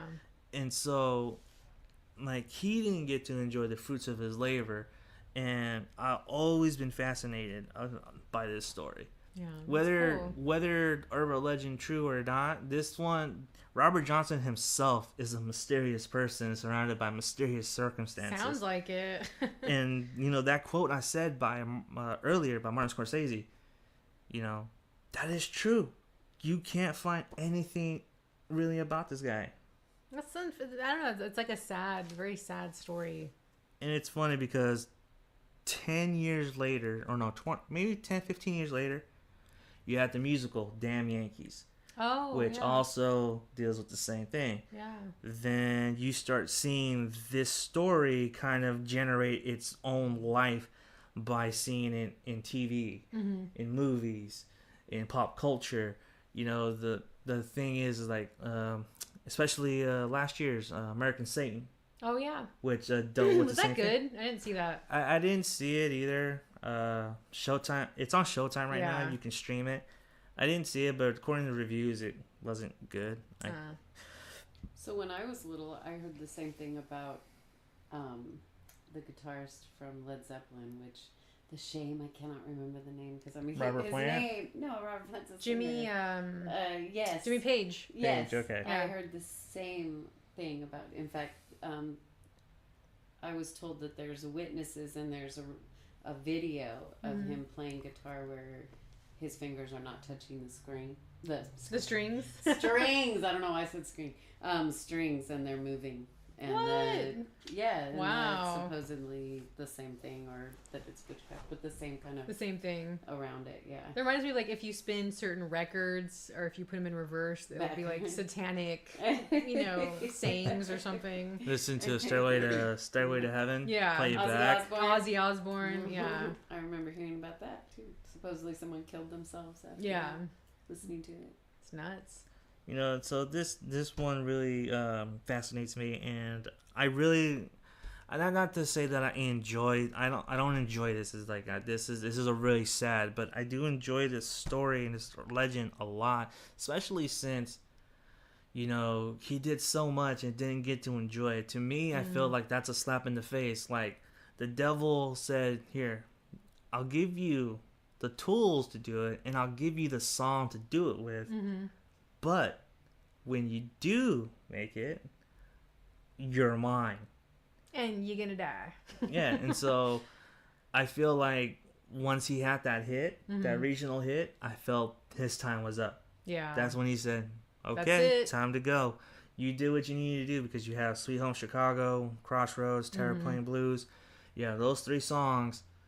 Now, those other 2 songs are, marquee remakes. Blues Brothers did Sweet Home Chicago. That's where it's well known. Allman Brothers did Crossroads. And so Terraplane Blues was the song that no one touches because everyone thinks that's the one that's written by the devil. Oh, so like no one will do a cover of that? Yeah. I haven't found a cover of that song. Ah, interesting. I think that he's not the only blues singer though that does not been able to enjoy the fruits of their labor. No. I think is it Bo Diddley? Bo Diddley doesn't own the rights of of his songs, even though, my God, but that's just a contract dispute, That's though. like, yeah. But I think it's Bo Diddley. I think it's like, but to me, it's just fascinating because this was in the 30s.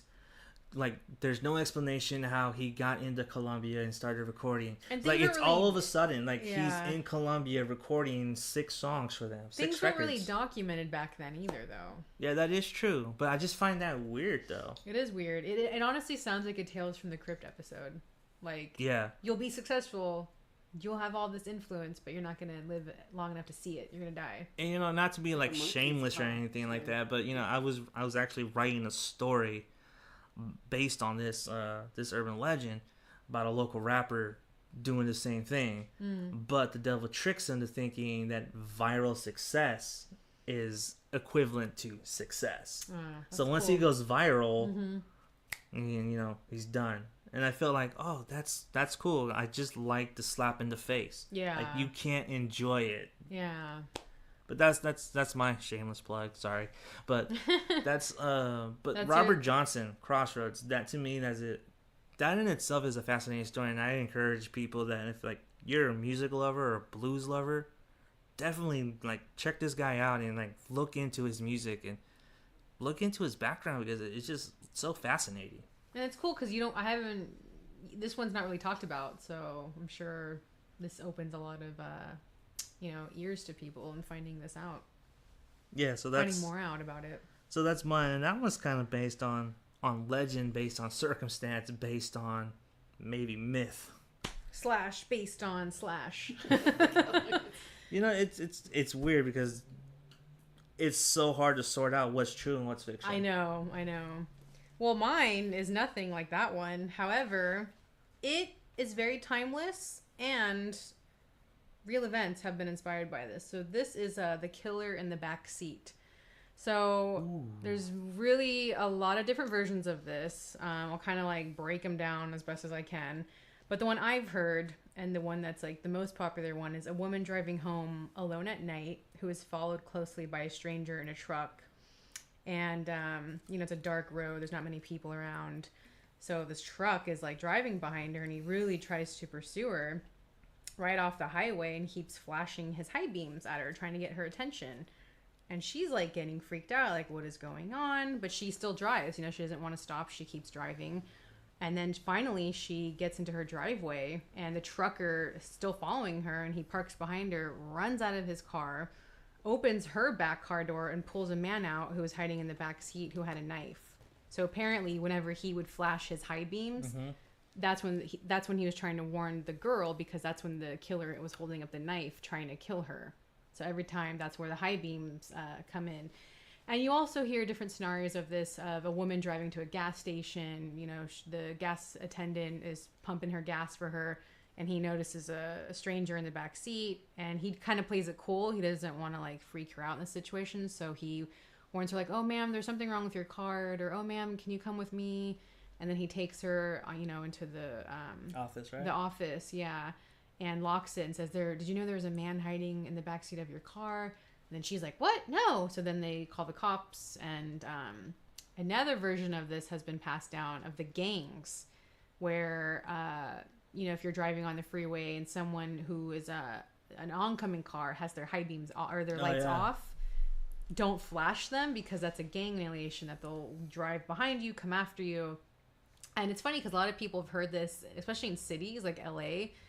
Like, I asked one of my friends this because she's like, "Yeah, I remember like when we were in LA hearing about this, a woman would do that. She would flash to warn someone, and then she pulled up to a gas station.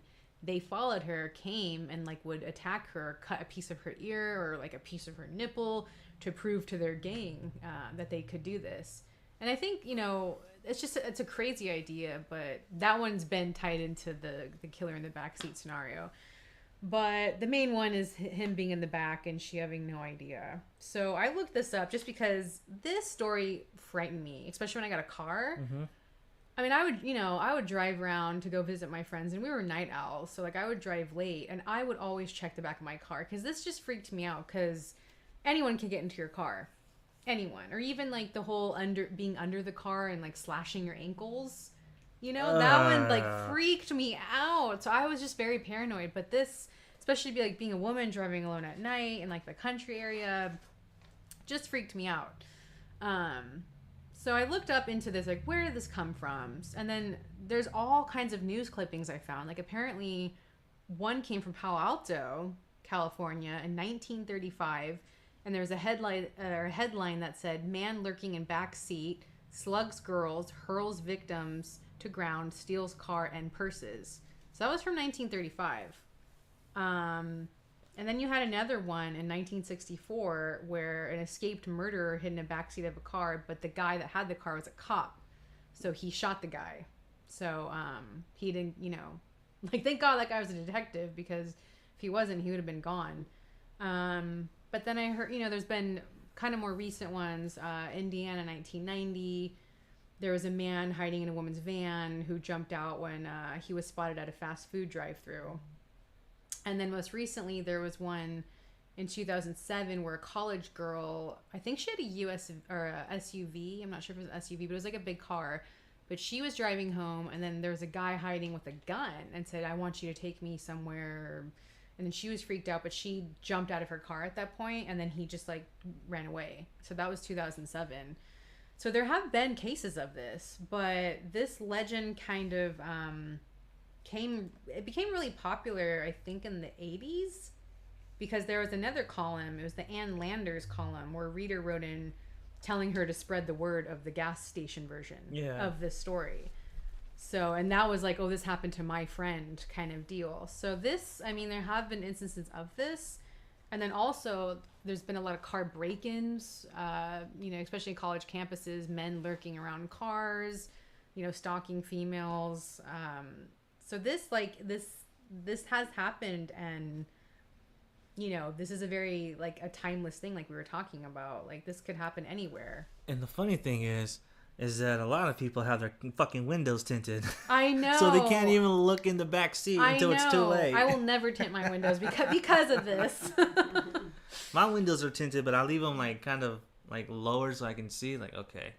Do you check the back seat of your car? Yeah, I do. Every time you get in? Yeah, I do now because like I work at the hotel, and I deal with a lot of homeless people. Oh, yeah. And so I have to kick them out, and sometimes I find them sleeping underneath the car or in front of the car, stuff like that. And, I gotta tell them to move. Do they yell at you or like get violent? Sometimes they do, and sometimes That's they scary. don't. And so one night I left my car open. Uh-oh. Never leave your doors unlocked. I know, this is me like being overly confident, saying nothing's gonna happen. Yeah. Right? So I go and open my car and I see something moving. It's like, what the fuck is that?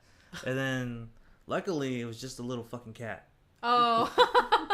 Well, that's a good one. That's not a scary one. Get the fuck out of here. Yeah. I was like, okay, how'd that get in? Like, I'm just thinking, like, how'd you get in? Did I leave the door open? Because I usually leave the door open when I'm changing. Oh, so you probably dashed in or something. Probably dashed in, and he was, like, hanging underneath my clothes and shit. Aww. I'm like, you fucker. Scared the shit out of me. All I he heard had was, a knife on him. like, his claw is going to claw the shit out of me. Oh. So, like, to me, like, I check the back seat. Even when I first got in my car, yeah, I always check the back seat because this is one that could happen. And especially if you have an older car, it's a lot easier to break into an older car than it is a newer car. Yeah. Or so I'm told. Yeah. Well, not that you have experience, right? No, not that I have experience. I'm just saying that, according to, like, Honda, like, the newer cars are, like, unbreakable. But no, nothing's unbreakable. But yeah, like, I don't know, like, this story just scares me for some reason. Just because, like, it's so possible. Again, it's the real factor. Yeah. It's based on it. And it's like, it's so real that it could happen to you. Especially when someone tells you that it happened to them. Or someone that they knew. Yeah. And and again, like, when I was doing my research, they said these legends have effect because people personalize them. Yeah. And so it makes you think twice. And this could happen to anyone. This doesn't just happen to women. It could happen to men too. Like, you're not, what's the word? You're not safe, right? No, nobody's safe. Yeah. In this. So, like, always lock your doors. Just be cautious of your surroundings too. All of these urban legends have that kind of be aware of your surroundings. Know what's going on. Mm-hmm. Especially in the world we live in today. There's just, a lot of crime. Doesn't matter where you live. It could happen anywhere. Even grocery stores, people are, like, reporting, like, yeah, someone's been trying to, like, break into cars there, or, like, hide and, like, get your money from your wallet and run away. So, like, it doesn't matter. You could be at a gas station, a grocery store. You could be in the city. It doesn't matter. It could be anywhere. But yeah, I don't know, like, that one freaks me out. Yeah, that was kind of tough. And Urban Legends did a good one on that, because they combined both the gas station and, like, the killer, and yeah, and they really did a great job of making the gas station clerk a creep. Brad Dourif, right? Yeah, fucking Chucky, man, can't go wrong with that. In the back seat. the way he says it. Because he stutters, right? But that's like the only thing he can say. Not to backtrack, but the story, I remember hearing a story, the stranger in the house one, and it makes me wonder if the urban legend came from this a long time ago, and this was an actual true story. A family kept hearing noises in the attic. Yes, I just found out about this story. And it was a homeless woman, right? No, it was so they didn't check, like it was real random too, where it didn't sound like anything extreme where they would need to check. It was like house sounds, I guess, or something. They didn't think creepy anything house of sounds. It, and they all got murdered. It was somebody living in their attic, and they didn't know that he was there. Oh, it was a guy? Yeah. Because I recently researched this, and there was. But it's it happened a long time ago, like in the 40s or something. Oh, in wow. an old farmhouse. But they found the kids were murdered. Everybody was murdered. Wow. Yeah, because I read there's another story where there's like a homeless woman living for over a year in these people's attic, and food would go missing. That's scary too when shit goes missing. That's what they said. That there was things. Yeah, like things misplaced, food missing, and weird sounds, and they didn't know for a year. No one died, but that shit's scary. Like especially like if you're alone in the house. I don't know. Yeah. Always be aware. If there's anything weird, check it out, but carry mace or a gun or a knife, and just be aware. Even in your own living room. Even in your own freaking living room.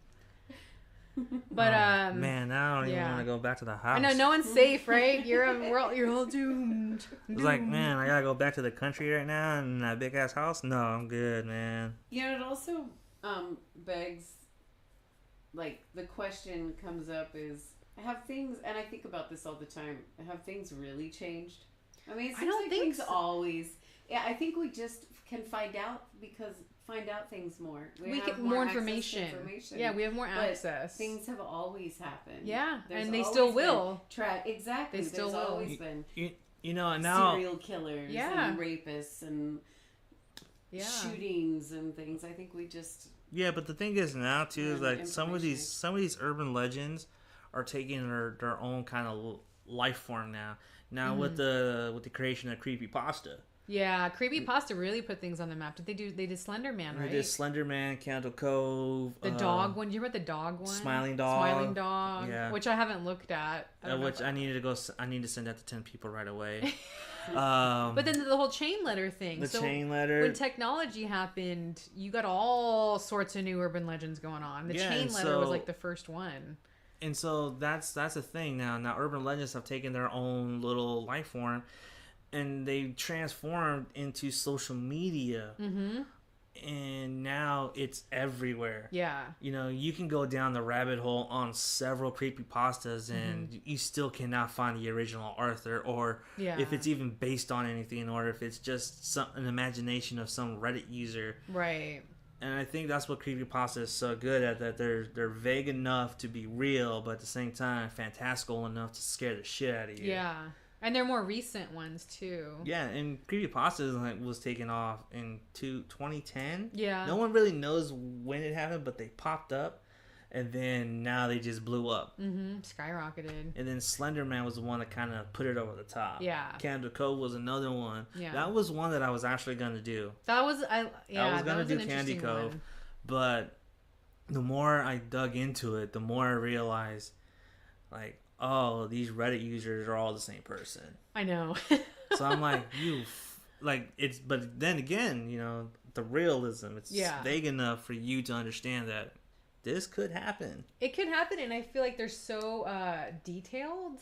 Mm-hmm. But yeah, like you can like go on there and just like look at them. I mean, they're scary, and it's funny because sometimes I'll see comments. Even on like sometimes YouTube will do like true scary stories, and people are like, why do I look at this, or why do I read this at nighttime? So like people always read it at nighttime, but it is scary. But I'm so happy that those stupid chain letter things have ended. Do you remember like when they really took off, and then like I feel like they kind of died off the last couple of years. Like I'm not getting them anymore, thank God. But at first it'd be like, oh shit, I gotta send this out. I see them in threads online though. Oh, you'll Like, see them in people will threads? put it in thread. Like, Yeah, Like I'll on see them Facebook or something? on Messenger and 10 stuff like Oh. No, that. not in Messenger, like on a thread. Oh, There'll really? be a random quote where they'll say, your whole family will die if you don't repost this. So they're still out 10 there. Or this link, repost this link 10 times. Yeah. I Wow. see it. That's crazy. But we have our own Urban legends. urban legend. So the great thing is, no matter where you're from, I guarantee you there's You a have your local own. urban legend. And that's what's so fascinating. And so many are so similar too. Every state has like a similar urban legend. But why don't we let you go? Okay, I so went last. this one is an urban legend based on a true story, in air quotes. And I can't find an article about this anywhere.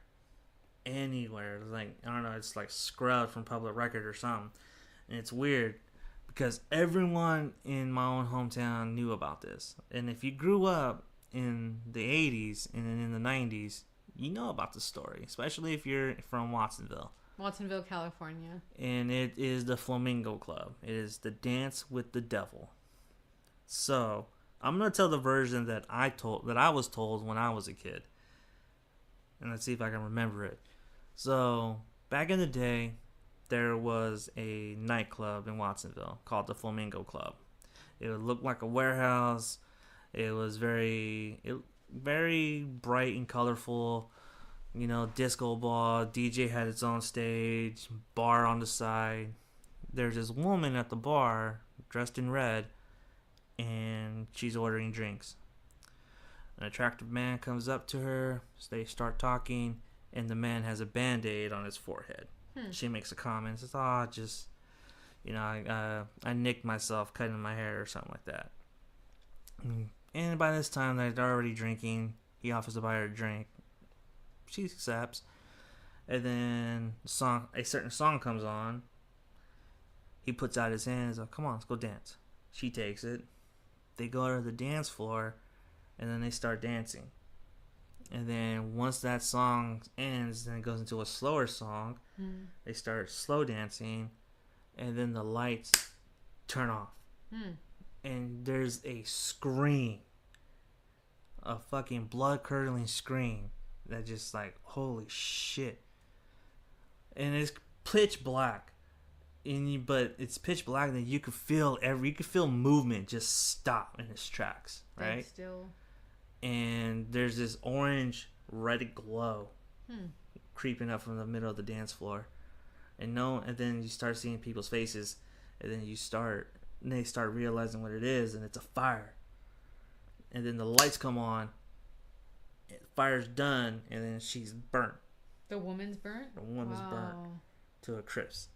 Now, there are several different variations to this story. Now, there's one where the couple dance, and they start hovering over the crowd. Mm-hmm. There's another one where the woman is had her throat slit. But all of them, the one thing they do all have in common is the man, the Band-Aid, and the lights going off at a certain time. So is the man like the devil? That's what everyone says. Everyone says that he had the 666 right here on his head, and that's what the Band-Aid was covering up. Huh. But I think that came from something else. But that was something that was added when I was told as a kid by my cousins and stuff like that. They were telling me this story, and I was like, what the fuck? Like, that can't be true. Yeah. And they're telling me this shit before I gotta go to bed. I was like, why would you tell me this? Yeah. Like, are you trying to scare me? Like, what the fuck? I just saw Nightmare on Elm Street. Now you're gonna try to scare me with this shit. That's not cool. How old were you when you first heard this? It was 90, 91, 89. About like 4 or 5 years old. Oh, so super young. Yeah, but my parents used to frequent that club a lot. My mom, my stepdad, they would go to that club Friday, Saturday night. So Friday, Saturday night, I would be at my nana's house, and that's where I heard the story. But all of a sudden, after that happened, after I was told that story, my mom and stepdad stopped going to that club. Oh, wow. So, like, something had happened there, but no one knows exactly what happened there. See, and I heard it around the same time, too, in the 90s. Even though we didn't know each other, I heard it in the 90s, too. And I heard that she burned up. That's crazy. Caught fire and burned up. Did the club, like, shut down? Yeah, it got shut down maybe about a few months after that, because a couple more things happened. Like weird things? Yeah, and they were saying, oh, maybe the place is haunted. Maybe something's wrong with it. They demolished the building. Wow. And they now what's up there is a fruit market and a car place, like car parts. Okay. And then you got a taqueria right next door that's right next door to a park, which the park in itself has its own little weird things at night. Do they know what was there before the club?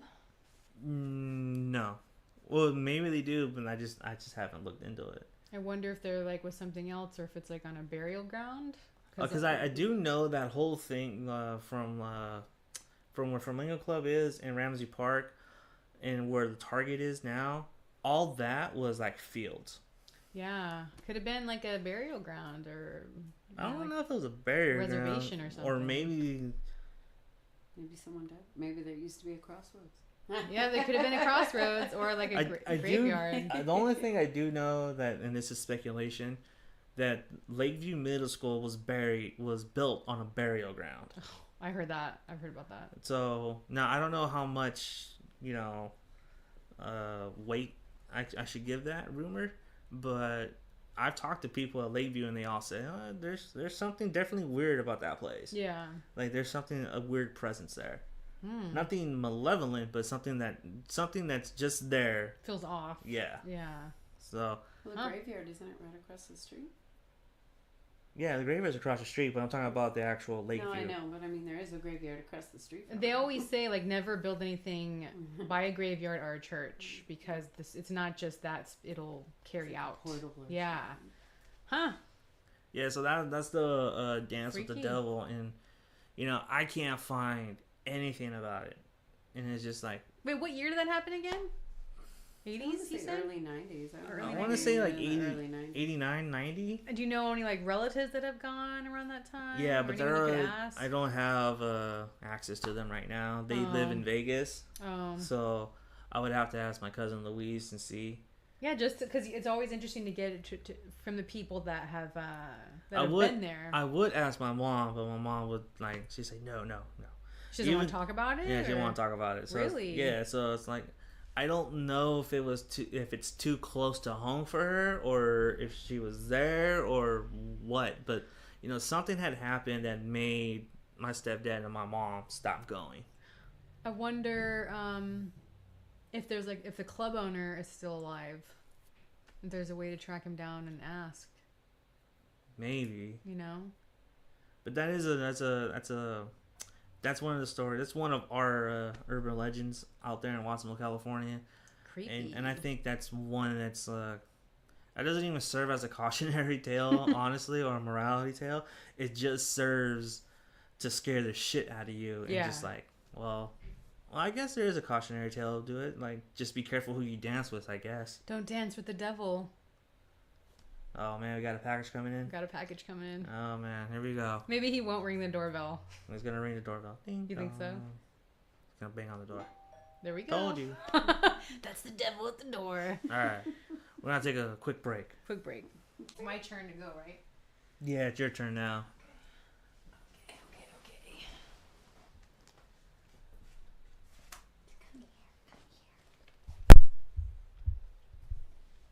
All right, and we are back. All right, there we go. So we last left you with Johnny's local Watsonville urban legend. So I've lived in so many parts. I moved around a lot growing up, all over California, but I'll do the ones where I stayed a little longer in the area. So as a kid, I lived in Milpitas for a while. And there's a lot of urban legends or, weird things happening in Milpitas. But one that really stuck out for me was Marsh Road. I don't know if you've heard about this one in Milpitas. Apparently, Marsh Road, a lot of bicyclists go up there. It's you have to drive by Calveras, and I think Hicks Road is also near there. It's kind of out in the middle of nowhere. There's a lot of hills, but this one apparently there's a ghost of a girl, and she crouches down at night in the middle of the street. And anyone that tries to go comfort her, she begins screaming and crying, and then she's gone and disappears. Other people say there's crazy albino cults up there. And I don't know what an albino cult is. I know like what a cult is, but albino people like They have their own cult. apparently there's like they're called hick albinos. Like they're dangerous and like they'll drive in these trucks. A lot of people report white trucks and then they'll run you off the road. Or there's like a cult where they do like satanic stuff. But like albino people, I don't know why like people are scared of them because like they just have a, you know, it's just their skin and their hair and their eyes. It's just powder. Right? Oh, I love Powder. That's such a good movie. Yeah. But so it was always told, oh, don't go up there at night, especially like don't go up there. Like these crazy albino hicks will like run you off the road. Like they're really dangerous. Don't go over there. And then the haunted girl on the road. So I looked this up and I found this out a while back. True story. Back in the I want to say late 70s or early 80s, a guy took his girlfriend up there. And I don't know if they were girlfriend, boyfriend, if he had more of a crush on her or whatever. He took her up to Marsh Road and he raped her and killed her and left her body there. If this sounds familiar, you know where I'm going. He didn't tell anyone about it. He left her there. He went back to high school, bragged about what he did and her body, lured a bunch of the high school kids to go see the body, and they all looked. No one reported it at the time. Took like a couple days or like a week or a little bit longer. If this sounds familiar to you, it's because there's a movie called The River's Edge with Keanu Reeves. I was going to say, I think I saw a movie all about that. Yeah, so Keanu Reeves, Crispin Glover, Dennis, what's his name? Oh my God. Hopper? Yes, Dennis Hopper. Great movie, by the way. They shot it, I think, in Portland or Oregon, somewhere over there. Great movie. So that's what's based off of this story. So they think the haunted ghost girl is the girl that was raped. I don't know where these like crazy albino cult people come in, but I will say, so like I went on this like urban legend kick to like go to different like haunted destinations. I went here about like 2 to 3 years ago and they closed a lot of it off, but there is one way you can get in. So me and my friend that were there, we like drove in, and as soon as we entered, I'm not even kidding, I'm not making this up, there was a truck that came after us. And I'm like, oh shit, are these like those crazy hicks? Like, I'm like, get us out of here, get us out of here. So like and they came like really fast. So I was like, we gotta back up. So we left. So I didn't get to go see where her, like the area of like her body, where that was. But it is kind of creepy out there, especially at nighttime. There's no lights. Like it's very similar to 152. So I don't know, like that, it was just kind of creepy to hear that and knowing that someone was actually like murdered up there. What kind of truck was it? The truck that came after us was an older truck. I don't know if it was like a Chevy or I don't remember, but it was white. It was a white truck. And they came like speed, like I'm not even, this sounds like I'm making it up, but I'm not, I kid you not. So I don't know if it's people that are pissed off that live up there that don't want people coming. Maybe that's where like the crazy hicks and the trucks come from. So, but it is like, yeah, it is creepy out there for sure. Because isn't the Hills Have Eyes movie based on a real... Oh, the original one? Family. Yeah, about cannibals. Cannibal family. That, lived up in the hills and when I don't know where that one... sneak down and...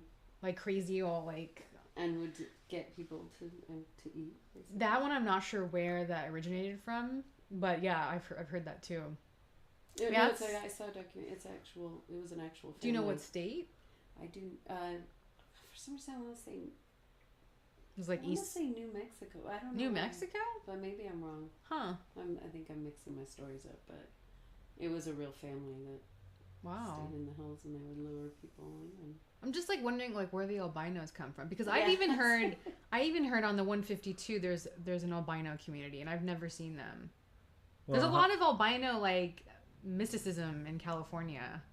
And I don't know why, but I heard it in high school like there's like a weird albino community, but like they only come out at night and I'm like what the? Like so I've heard that a lot in different areas. I don't know. It's weird.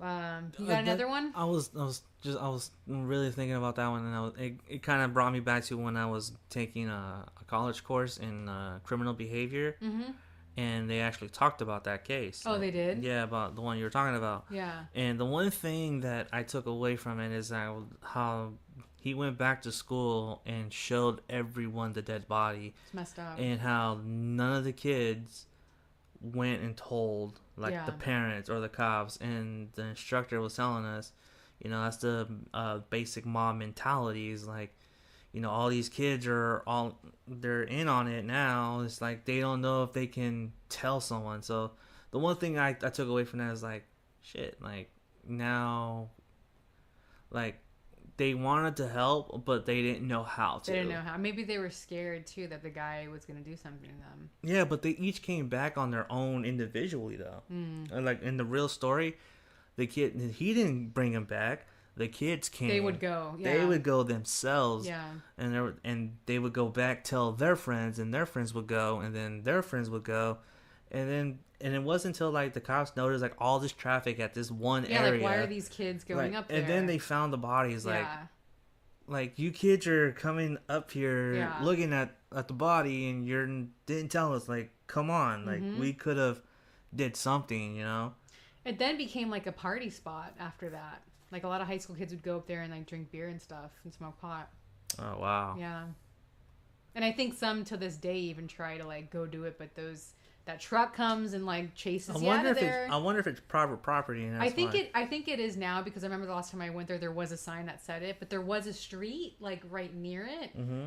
But we didn't even, like I said, we couldn't even get down far into it because that truck came out. So I don't know. It could be that they just don't want anyone back there and they're annoyed.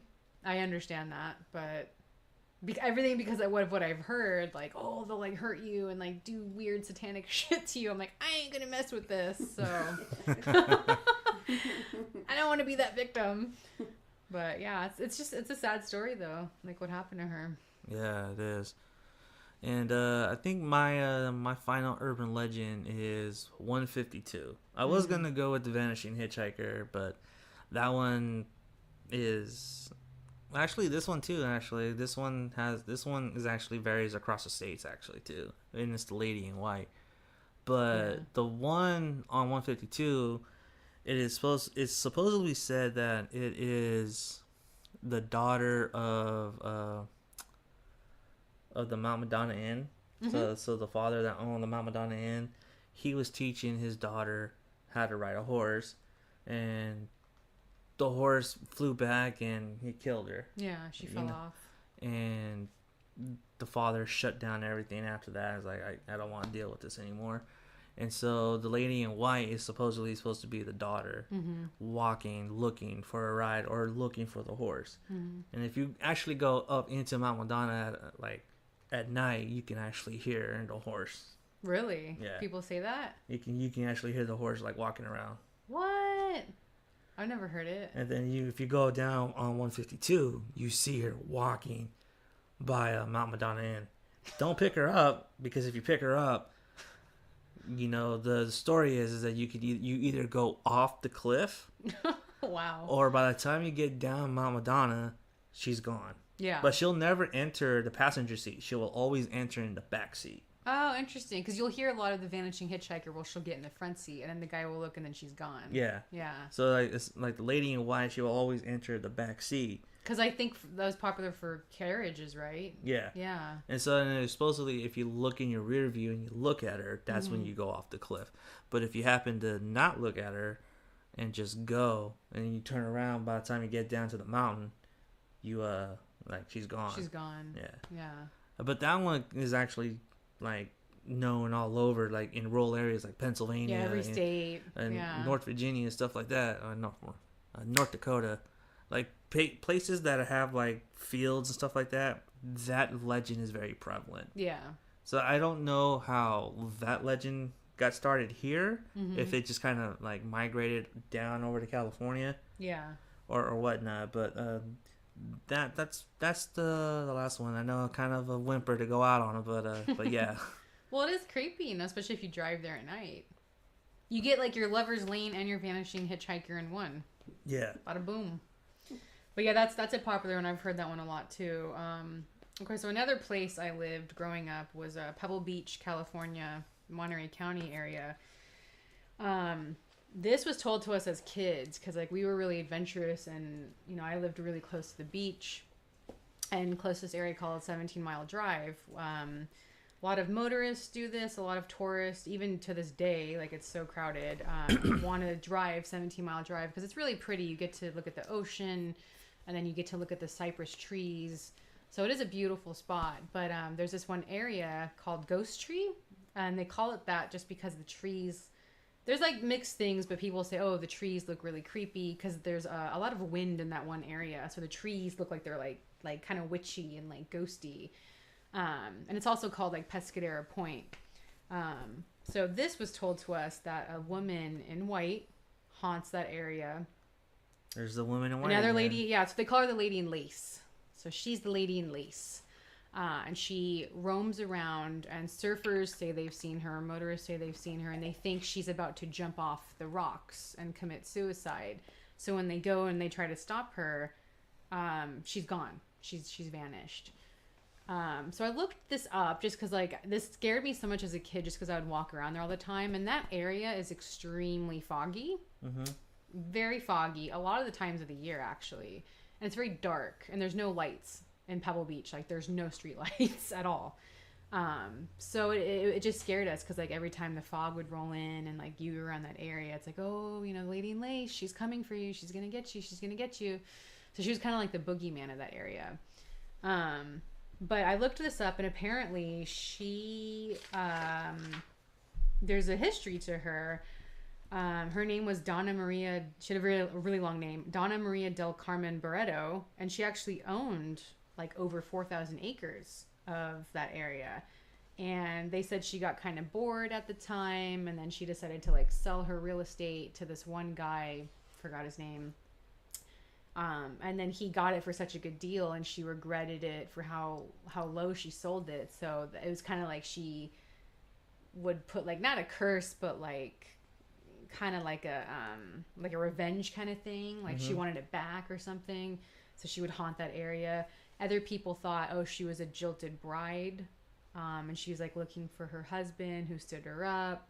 So there was all like kind of mixed tales on it, but apparently like Donna Maria was the one that owned that area, and people think it's her ghost. But another thing I heard growing up, and it's funny because like I actually talked to my mom about this the other day. I was like, hey mom, do you remember when we were younger, we were driving at night, and it's creepy at night when you're driving there because it's just the woods. Yeah. Like it's just trees. Like I said, no lights. Very dark, dark, dark. The only thing you have is lights or your headlights, or like if it's a full moon. I was like, Mom, do you remember when I was younger and you told me and my sister there was a deformed lady living in the woods and who would wear white and who would wear like kind of like a white scarf over her head, and she would walk and like roam like she was looking for something, but that she's deformed and like really creepy. She's like, yeah, I remember telling you. Then she starts cracking up. I'm like, why did you tell us that? And my sister's like, yeah, that still scares me to this day. She's like, I don't know, like people, because my mom used to own a Victorian tea business in Pacific Grove. A lot of people would come in and like tell her things. So she's like, I think I heard it from like one of those women. And I was like, man, like that still scares me to this day. So I don't know if like that's tied into the Lady in Lace. I can't find anything on this deformed woman. I've looked and looked. I don't know if my mom like had too much whiskey that night and was just like messing around. Maybe she kind of confused the two legends and just made up that one. Yeah. But there was one night where a woman with dementia knocked on our door late at night, and she couldn't find her house, and she was like kind of scary, and my dad had to like tell her where to go. So I don't know like if that kind of added to the deformed woman. Was that before or after she told you? After. Oh, it was after? Yeah. I don't know. Oh wow. Maybe that came from like a woman having to, because there are people that have, because a lot of the people that live there are older, and a lot of them do have dementia. So maybe that came from like, oh, they're just out at night because they don't know where they live and they're lost. You know, and it's super dark, so they don't know where they're going. You know, with a deformed woman, and that I think that's like a witch's tale, though. Is it? I think it's a witch tale, or something else. Because I do remember hearing that if you asked a woman to take off her like the shawl thing. Yeah. And she kills you, and if you don't ask her to take her off, she lets you pass it or something like that. But either way is like it's kind of like a morality tale for men. It's just saying like Don't, base everything on, don't judge a book by its cover. Oh, okay. And so like if you make the wrong move, you could possibly, go off a cliff, or or you can be like in the woods dead or something like that.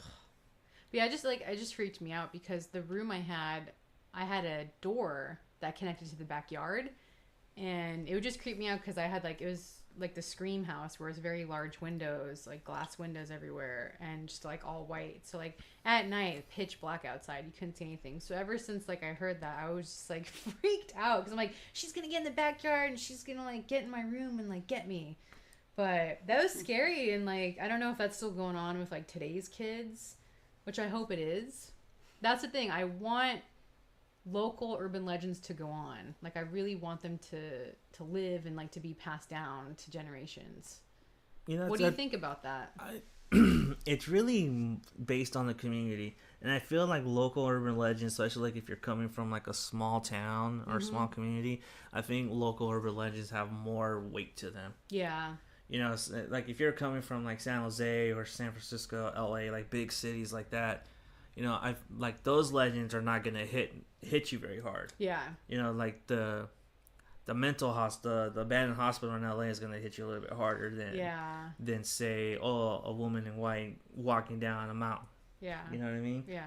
So because those are like landmarks, right? Yeah. There's so many landmark urban legends already in cities where it's like. Yeah, but they're not really like local though. They're nationally known. Yeah. I feel like local urban legends, they're made for us. They're made for our community in a sense where we pass them down to like our kids, and they pass them down to their kids, and then that generation can keep those legends alive and possibly have their own spin to it. Yeah, they'll add something new to it. Make it more. I'm pretty sure Gilroy has its own urban legend. Oh yeah, there's Hollister, Watsonville. We each have our own urban legend and our own little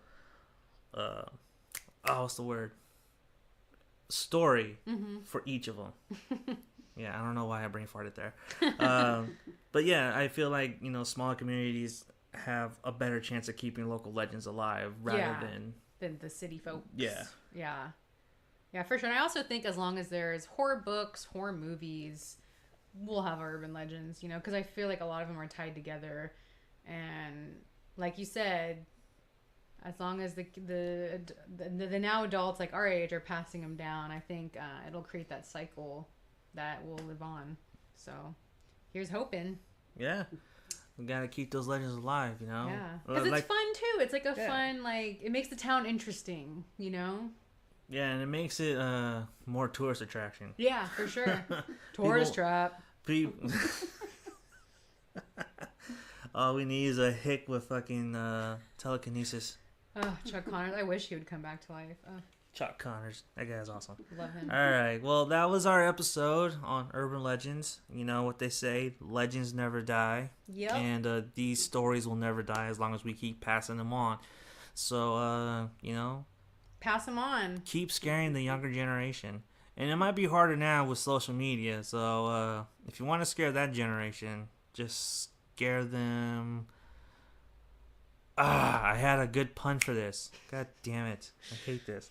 Anyway, Assassination Nation, that's how you're going to scare them. That movie, that's how you scare them. Just reveal everything on social media, and that'll scare them. Yeah, right. All right, so I'm Johnny Zuko, my co-host Elysa, and we are out. What?